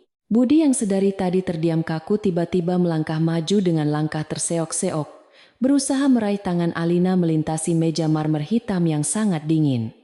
Alina, tolong maafkan aku atas segala kesalahanku di malam pernikahan kita, karena aku benar-benar tidak berdaya melawan kehendak ibuku yang sangat mendominasi kehidupan kami. Aku berjanji akan berubah menjadi suami yang baik dan melindungimu dari siapapun jika kamu bersedia menghentikan semua kegilaan finansial yang sedang menghancurkan keluarga kita. Pria lemah itu menangis terseduh-seduh merendahkan harga dirinya, hingga ke titik terendah demi menyelamatkan fasilitas kemewahan yang selalu memanjakannya sejak ia masih kecil. Sang pengawal pribadi Alina dengan sigap menepis tangan Budi sebelum pria pengecut itu berhasil menyentuh kulit bos besarnya yang sangat dihormati di perusahaan A Capital. Jangan pernah berani menyentuhku dengan tangan kotor yang sama sekali tidak memiliki keberanian untuk membela kebenaran saat istrimu dipermalukan di depan ribuan tamu undangan malam itu. Alina menatap Budi dengan sorot mata penuh kejijikan yang mendalam seolah ia sedang melihat seekor serangga hama yang tidak sengaja merayap masuk ke ruangannya. Pernikahan kita sudah mati sejak awal. Dan aku hanya menggunakanmu sebagai pion bodoh untuk menyusup ke dalam lingkaran pertahanan keluargamu yang dipenuhi oleh kebohongan kotor.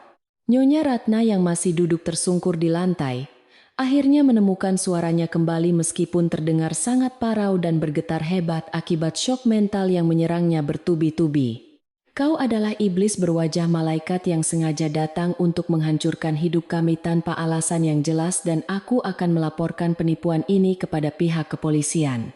Kami masih memiliki koneksi kuat di pemerintahan yang akan membantuku memenjarakanmu atas tuduhan manipulasi saham dan sabotase bisnis yang kau lakukan dalam 2 hari ini. Keangkuhan yang tersisa di dalam hatinya mencoba melakukan perlawanan terakhir, meskipun ia tahu posisinya saat ini benar-benar di ujung tanduk kehancuran mutlak. Silakan saja Anda memanggil semua relasi pemerintah yang Anda miliki, Nyonya Ratna, karena saya jamin mereka tidak akan ada yang bersedia mengangkat telepon Anda hari ini.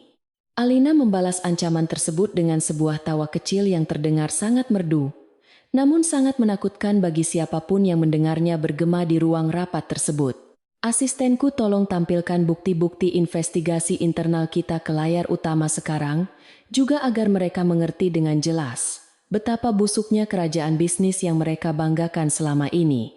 Layar besar di belakang Alina seketika berganti menampilkan puluhan dokumen rahasia mengenai kasus korupsi dan penyuapan masif yang dilakukan perusahaan Citra. Nyonya Ratna membelalakan matanya dengan ngeri melihat rincian aliran dana gelap yang selama ini ia sembunyikan dengan sangat rapi dari pantauan pihak otoritas pajak nasional. Semua rahasia kotor yang telah ia kubur dalam-dalam selama bertahun-tahun kini terpampang nyata di layar raksasa itu ditelanjangi tanpa sisa oleh kecerdasan musuhnya. Salinan dokumen tersebut berisi bukti transfer ilegal ke rekening-rekening rahasia di luar negeri, serta dokumen pemalsuan kualitas bahan bangunan yang sangat membahayakan nyawa masyarakat luas. Ketakutan yang sesungguhnya kini mulai mencengkeram leher Nyonya Ratna karena bukti-bukti ini bukan hanya akan menghancurkan kekayaannya, melainkan juga merenggut kebebasannya selamanya. Anda pikir saya merencanakan semua ini hanya karena saya merasa tersinggung atas hinaan murahan yang Anda lontarkan di acara pesta pernikahan konyol malam itu, Nyonya Ratna. Alina melangkah keluar dari balik meja kebesarannya dan berjalan perlahan mendekati wanita tua yang kini merangkak mundur ketakutan di atas lantai marmer ruangan tersebut. Anda terlalu meninggikan nilai diri Anda sendiri. Karena sejujurnya saya tidak peduli dengan opini seorang wanita berhati busuk yang selalu berlindung di balik kekayaan. Saya datang ke sini sebagai representasi keadilan bagi ribuan pekerja yang Anda eksploitasi dan keluarga korban bangunan runtuh akibat korupsi kotor bahan material Anda selama ini. Mendengar semua fakta kejahatan ibunya dibongkar secara gamblang di depan matanya, Budi jatuh terduduk di kursi dengan tatapan kosong dan hampa kehilangan seluruh pijakan realitasnya. Ia tidak pernah tahu menahu soal manipulasi kotor yang dilakukan oleh Nyonya Ratna karena selama ini, ia hanya menikmati hasil kekayaan tanpa peduli dari mana asalnya. Rasa bersalah dan penyesalan yang mendalam kini menghantam relung hati. Budi menyadari bahwa ia telah hidup dari penderitaan dan darah orang tidak bersalah selama ini. Ia menutupi wajahnya dengan kedua telapak tangan menangis sejadi-jadinya meratapi kebodohan dan kepengecutannya yang telah membiarkan kejahatan ini terus berlangsung. Dokumen yang Anda tanda tangani dengan sangat bangga di malam pernikahan itu adalah surat persetujuan mutlak yang menyerahkan seluruh aset pribadi keluarga Anda kepadaku tanpa syarat.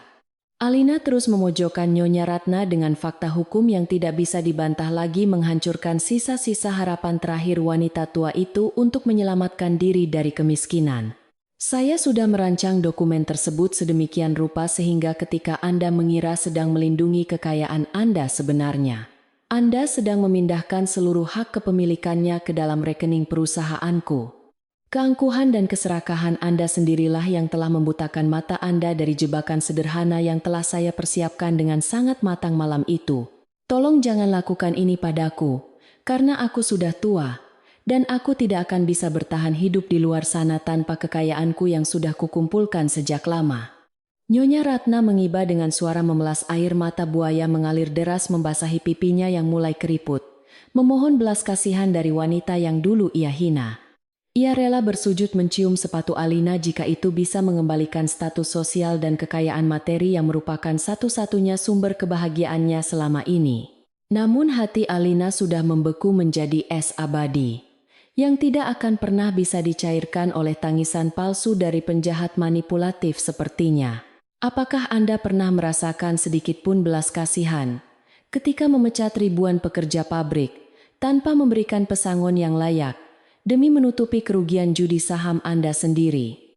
Alina membalas permohonan tersebut dengan pertanyaan retoris yang tajam bagaikan pedang samurai yang menghunus tepat ke jantung pertahanan terakhir dari mental wanita tua yang serakah itu. Keadilan tidak mengenal kata kasihan bagi mereka yang tidak pernah mempraktikannya semasa mereka masih memegang kendali kekuasaan atas nasib dan kehidupan banyak orang kecil yang lemah. Anda akan meninggalkan gedung ini tanpa membawa sepeser pun uang, dan bersiaplah menghadapi tim penyidik dari Komisi Pemberantasan Korupsi sore ini. Kabar mengenai investigasi kepolisian itu seketika menjadi pukulan pamungkas yang meremukan seluruh tulang punggung perlawanan Nyonya Ratna yang masih tersisa di dalam ruang rapat tersebut.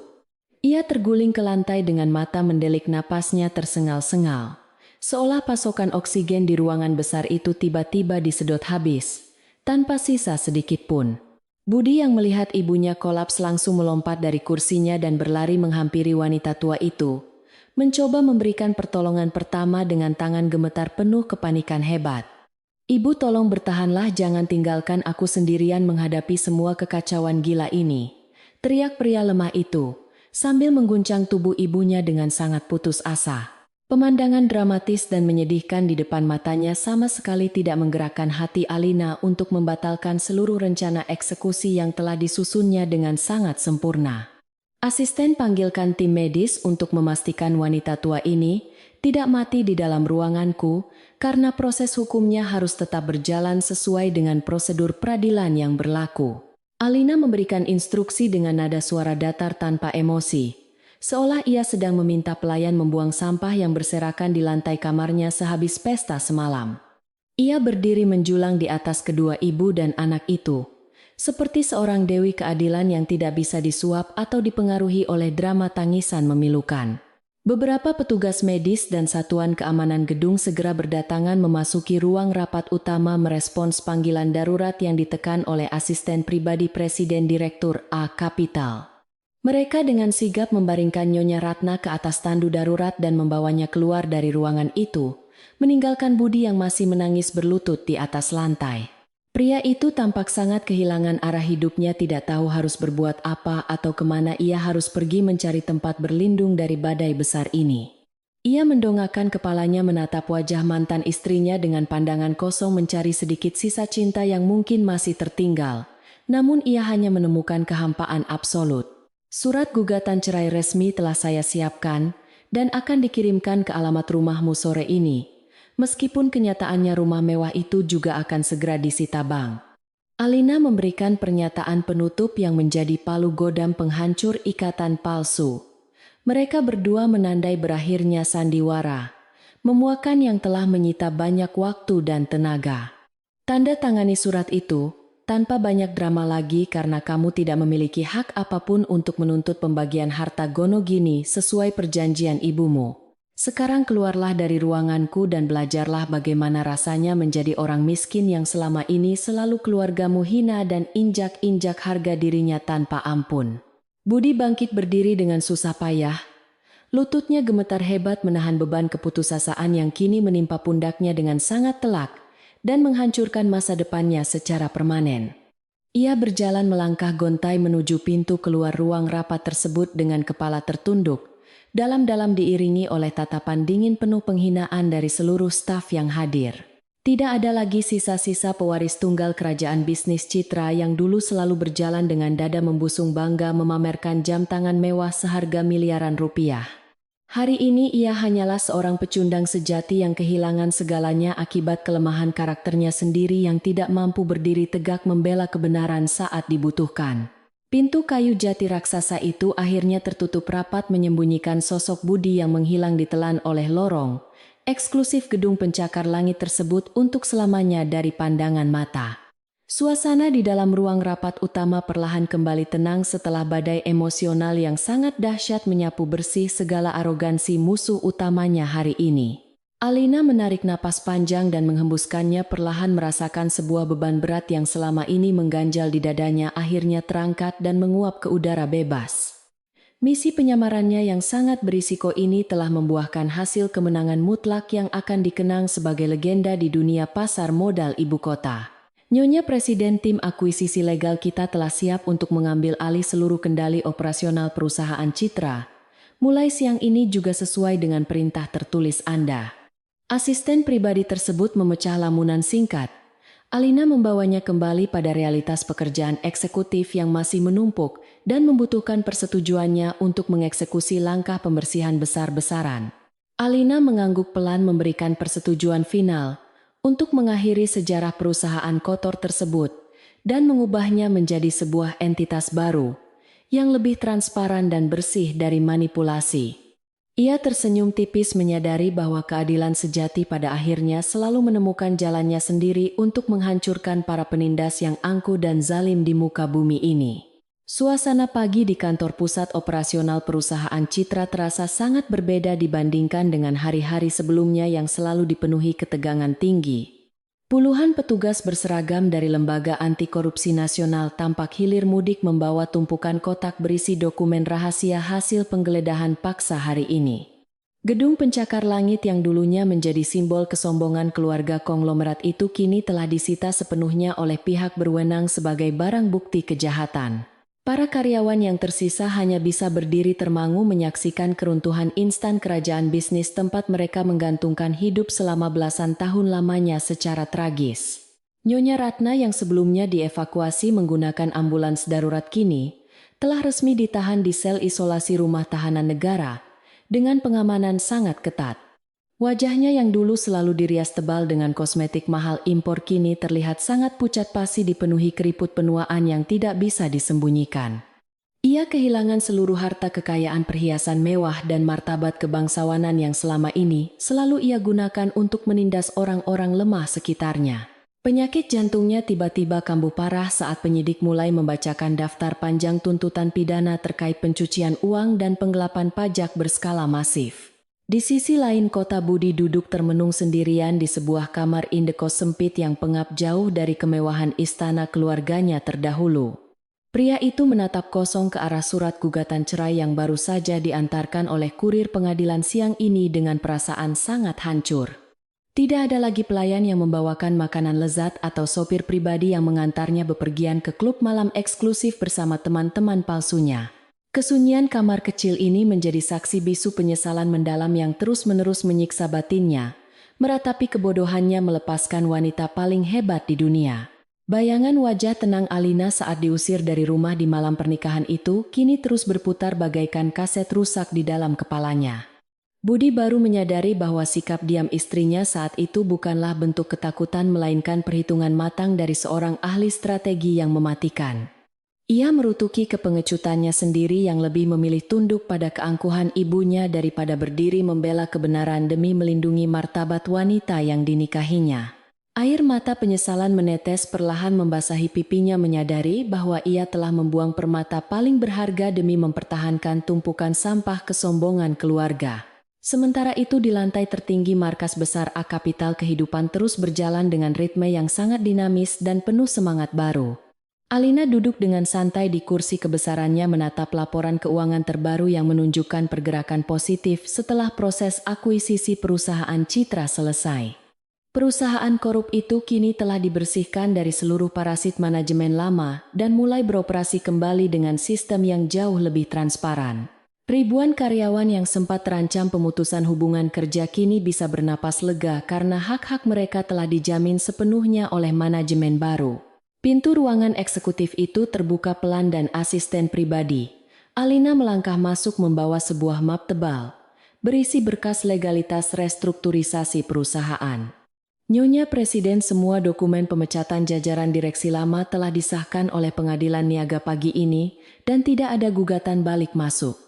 Asisten itu meletakkan map tersebut di atas meja kaca. Dengan gerakan sangat hormat memancarkan kekaguman luar biasa terhadap pemimpin jenius tersebut. Media massa nasional hari ini penuh dengan berita pujian atas langkah berani Anda membersihkan mafia bisnis yang merugikan negara selama ini. Aku tidak membutuhkan pujian dari media massa, karena fokus utamaku adalah memastikan roda perekonomian kembali berjalan normal, tanpa adanya praktik penipuan. Alina menjawab dengan nada suara datar namun penuh dengan wibawa seraya menorehkan tanda tangannya di atas beberapa dokumen penting tersebut cepat.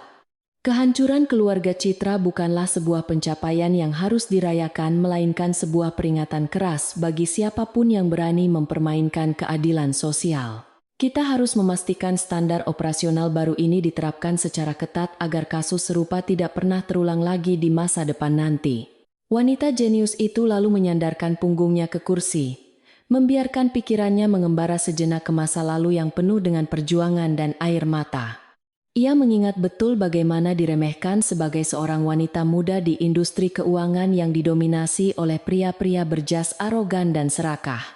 Namun setiap cibiran dan keraguan tersebut, justru ia jadikan sebagai bahan bakar tak terbatas untuk membangun raksasa investasi bernama A Kapital. Kini ia telah membuktikan bahwa kekuatan sejati tidak berasal dari garis keturunan bangsawan, melainkan dari kecerdasan, ketekunan, dan moralitas yang tidak tergoyahkan. Nyonya Presiden, saya juga ingin melaporkan bahwa mantan suami Anda telah menandatangani surat perceraian itu tanpa mengajukan tuntutan perlawanan hukum sedikitpun. Asisten tersebut memberikan sebuah amplop coklat tipis yang berisi dokumen akhir pemutusan hubungan sipil antara Alina dan pria pengecut pewaris kehancuran. Ia bahkan menuliskan sebuah surat permohonan maaf pendek yang dilampirkan bersama dokumen ini, tetapi saya rasa Anda tidak perlu repot membacanya. Alina mengambil amplop tersebut, menatapnya dengan pandangan dingin yang sama sekali tidak menyiratkan emosi kesedihan atau kerinduan dari masa lalu kelamnya. Benar sekali, karena kata maaf dari seseorang yang tidak memiliki tulang punggung hanyalah omong kosong belaka yang tidak memiliki nilai jual. Alina segera memasukkan dokumen perceraian itu ke dalam mesin penghancur kertas elektrik yang terletak tepat di sebelah meja kaca mewahnya tersebut. Suara derik mesin pemotong kertas itu memecah kesunyian ruangan seolah menjadi simbol penghancuran permanen atas ikatan palsu yang sempat ia jalani. Ia tidak ingin menyisakan ruang sedikit pun di dalam pikiran cemerlangnya untuk memikirkan nasib pria bodoh yang telah menyia-nyiakan kesempatan hidupnya. Mari kita tinggalkan masa lalu memuakan ini dan kembali fokus pada ekspansi pasar global yang telah kita rencanakan sejak awal tahun. Siapkan jadwal penerbangan jet pribadi kita untuk menghadiri konferensi ekonomi internasional di benua Eropa, karena aku harus mempresentasikan model bisnis baru. Asisten itu mengangguk dengan cepat, mencatat setiap instruksi yang keluar dari mulut pemimpinnya dengan tingkat keakuratan yang sangat tinggi tanpa celah. Ia sangat memahami bahwa kecepatan adalah senjata utama A Capital untuk terus mendominasi pasar dunia dan mengalahkan setiap pesaing kuat mereka. Di saat Alina bersiap menaklukkan panggung bisnis internasional, Budi hanya bisa menangis meratapi nasi bungkus murah yang kini menjadi makan malamnya. Ruangan indekos yang sumpek itu terasa semakin sempit mencekik lehernya saat bayangan kemewahan masa lalu kembali hadir menyiksa pikirannya tanpa henti. Ia mencoba menghubungi beberapa teman lamanya untuk sekadar meminjam uang, namun tidak ada satupun dari mereka yang bersedia mengangkat teleponnya. Kebenaran pahit menamparnya dengan keras, bahwa selama ini orang-orang hanya berteman dengan kekayaannya dan bukan dengan dirinya yang miskin karakter. Berita utama stasiun televisi menayangkan proses pemindahan Nyonya Ratna ke fasilitas tahanan dengan pengawalan polisi bersenjata laras panjang yang sangat ketat. Mantan Nyonya besar itu tampak mengenakan rompi tahanan berwarna oranye terang yang menutupi gaun lusuhnya, menyembunyikan wajahnya di balik masker medis. Para jurnalis berebut melontarkan pertanyaan tajam mengenai nasib ratusan miliar dana pensiun karyawan yang diduga kuat telah digelapkan oleh perusahaan keluarganya. Ia hanya bisa menunduk ketakutan merasakan langsung penderitaan terhina di depan publik yang sama persis seperti penderitaan yang sering ia berikan. Menjelang sore hari, Alina melangkah anggun menuju dinding kaca raksasa di ruangannya, menatap panorama metropolitan yang dihiasi cahaya jingga matahari terbenam. Langit yang memerah seolah melambangkan akhir dari sebuah era kegelapan dan dimulainya fajar keadilan yang baru bagi dunia bisnis negara ini. Ia menyilangkan kedua tangannya di depan dada, merasakan hembusan pendingin ruangan yang lembut menyapu wajah cantiknya yang selalu memancarkan ketenangan absolut. Tidak ada dendam yang tersisa di dalam hatinya, karena baginya ini semua murni merupakan sebuah misi pembersihan demi kepentingan masyarakat luas. Kisah kehancuran dinasti Citra ini akan menjadi legenda urban yang diceritakan secara turun-temurun di kalangan konglomerat, agar mereka tidak sombong. Sebuah pelajaran berharga bahwa keangkuhan selalu berjalan beriringan dengan kejatuhan, dan tidak ada tembok kekuasaan yang tidak bisa dirobohkan oleh kecerdasan. Sikap diam dan tenang seringkali disalahartikan sebagai sebuah kelemahan oleh orang bodoh, padahal di sanalah letak kekuatan predator yang sesungguhnya. Alina telah mengajarkan kepada dunia bahwa keadilan terkadang harus ditegakkan dengan pedang yang sangat tajam dan tidak kenal kompromi sama sekali. Cahaya lampu kota perlahan mulai menyala satu persatu, menerangi kegelapan malam bagaikan jutaan bintang yang bertaburan di atas bumi. Pemandangan ini selalu berhasil memberikan ketenangan tersendiri bagi Alina, mengingatkannya bahwa di balik setiap kehancuran selalu ada kehidupan baru yang berkembang. Ia tidak menyesali sedikitpun keputusannya untuk masuk ke dalam sarang serigala dan mengorbankan waktu berharganya demi menghancurkan keluarga beracun tersebut. Pengorbanan itu sepadan dengan keselamatan ribuan orang yang kini berada di bawah lindungan sistem manajemen perusahaan yang adil dan sangat bermartabat. Suara ketukan halus dari pintu Membuyarkan lamunan panjangnya memanggil kesadarannya kembali untuk menghadapi berbagai tumpukan tugas yang masih menanti di meja. "Silakan masuk," kata Alina dengan suara lembut, namun tegas memberikan izin kepada asistennya, yang kembali datang membawakan secangkir teh kamomil hangat. Minuman penenang itu memang selalu menjadi teman setianya setiap kali ia harus mengambil keputusan-keputusan strategis yang bernilai ratusan miliar rupiah. Ia kembali duduk di kursinya menyesap teh tersebut perlahan sambil membuka tablet digital yang berisi rancangan arsitektur untuk perluasan kantor pusat. "Nyonya Presiden, mobil Anda sudah siap menanti di lobi bawah untuk mengantar Anda menuju acara makan malam kehormatan bersama Duta Besar." Asisten itu mengingatkan jadwal malam ini dengan penuh perhatian, memastikan tidak ada satupun detail acara penting yang terlewatkan oleh atasannya. "Terima kasih, aku akan segera turun dalam waktu 5 menit lagi," jawab Alina, sambil mematikan layar tablet dan merapikan setelan jasnya. Malam ini ia akan kembali tampil di hadapan publik bukan lagi sebagai pengantin malang, melainkan sebagai ratu ekonomi yang sangat disegani. Langkah kaki Alina menggema ringan di atas lantai marmer menuju lift khusus eksekutif, membawa serta aura kemenangan yang tidak terbantahkan lagi. Pintu lift baja itu tertutup perlahan memantulkan siluet tubuhnya yang sempurna. Sosok seorang wanita independen yang telah memenangkan pertempuran paling mustahil. Tidak ada pria atau keluarga konglomerat arogan manapun yang berhak mendikte jalan hidupnya atau merampas kebahagiaan yang telah ia bangun sendiri. Ia adalah kapten dari kapal nasibnya sendiri, berlayar gagah menembus badai rintangan, tanpa kenal takut menuju pelabuhan kesuksesan yang gilang gemilang. Budi mungkin akan terus hidup dalam bayang-bayang ketakutan dan penyesalan abadi menjadi pengemis cinta di atas sisa reruntuhan harga dirinya.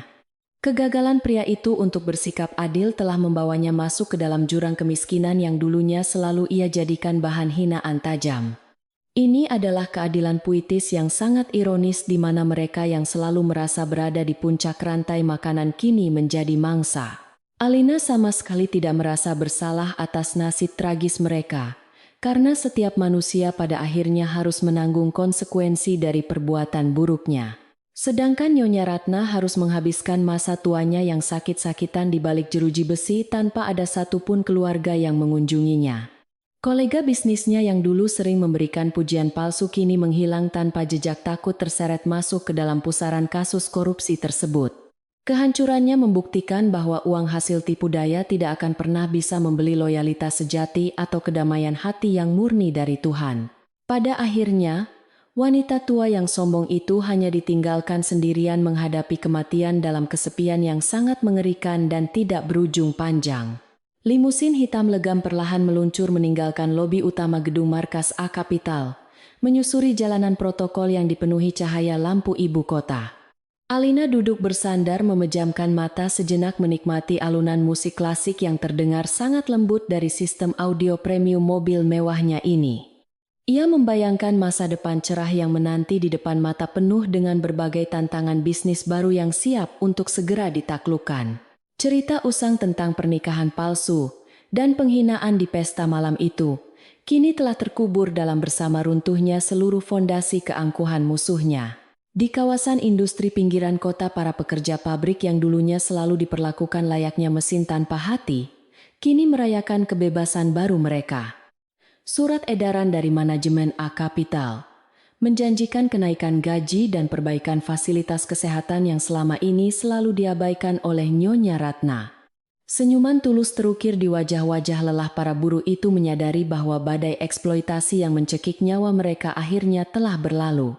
Mereka tidak tahu siapa sosok pahlawan yang membebaskan mereka, tetapi doa tulus selalu mereka panjatkan untuk keselamatan sang pembebas misterius. Doa-doa tulus dari para pekerja kecil itulah yang sebenarnya menjadi fondasi kekuatan mental Alina dalam menghadapi kerasnya dunia bisnis multinasional. Ia percaya bahwa sebuah kerajaan bisnis yang kuat hanya bisa dibangun di atas pilar-pilar kesejahteraan bersama dan bukan penderitaan mayoritas. Pengalaman kelam bersama keluarga Citra telah semakin menebalkan prinsip hidupnya untuk selalu melindungi mereka yang lemah dari cengkeraman taring penguasa zalim. Bagi Alina, kebanggaan terbesar bukanlah ketika ia berhasil meruntuhkan musuh besarnya, melainkan ketika ia mampu memberikan harapan baru bagi banyak orang. Kini sang ratu bisnis bebas melangkah maju tanpa ada lagi bayang-bayang masa lalu kelam yang mengikat sayap kebebasannya untuk terbang. Langit malam yang luas dan bertabur bintang menjadi saksi bisu kebesaran hati seorang wanita mandiri yang berhasil membuktikan kekuatan moral sejatinya. Pada akhirnya harga diri seseorang tidak ditentukan oleh seberapa besar mahkota yang dipakai melainkan seberapa kuat ia berdiri saat dunia merendahkannya. Kisah ini berakhir dengan kemenangan gemilang sang cahaya kebenaran yang secara mutlak menyapu bersih seluruh kegelapan kesombongan tiada akhir selamanya.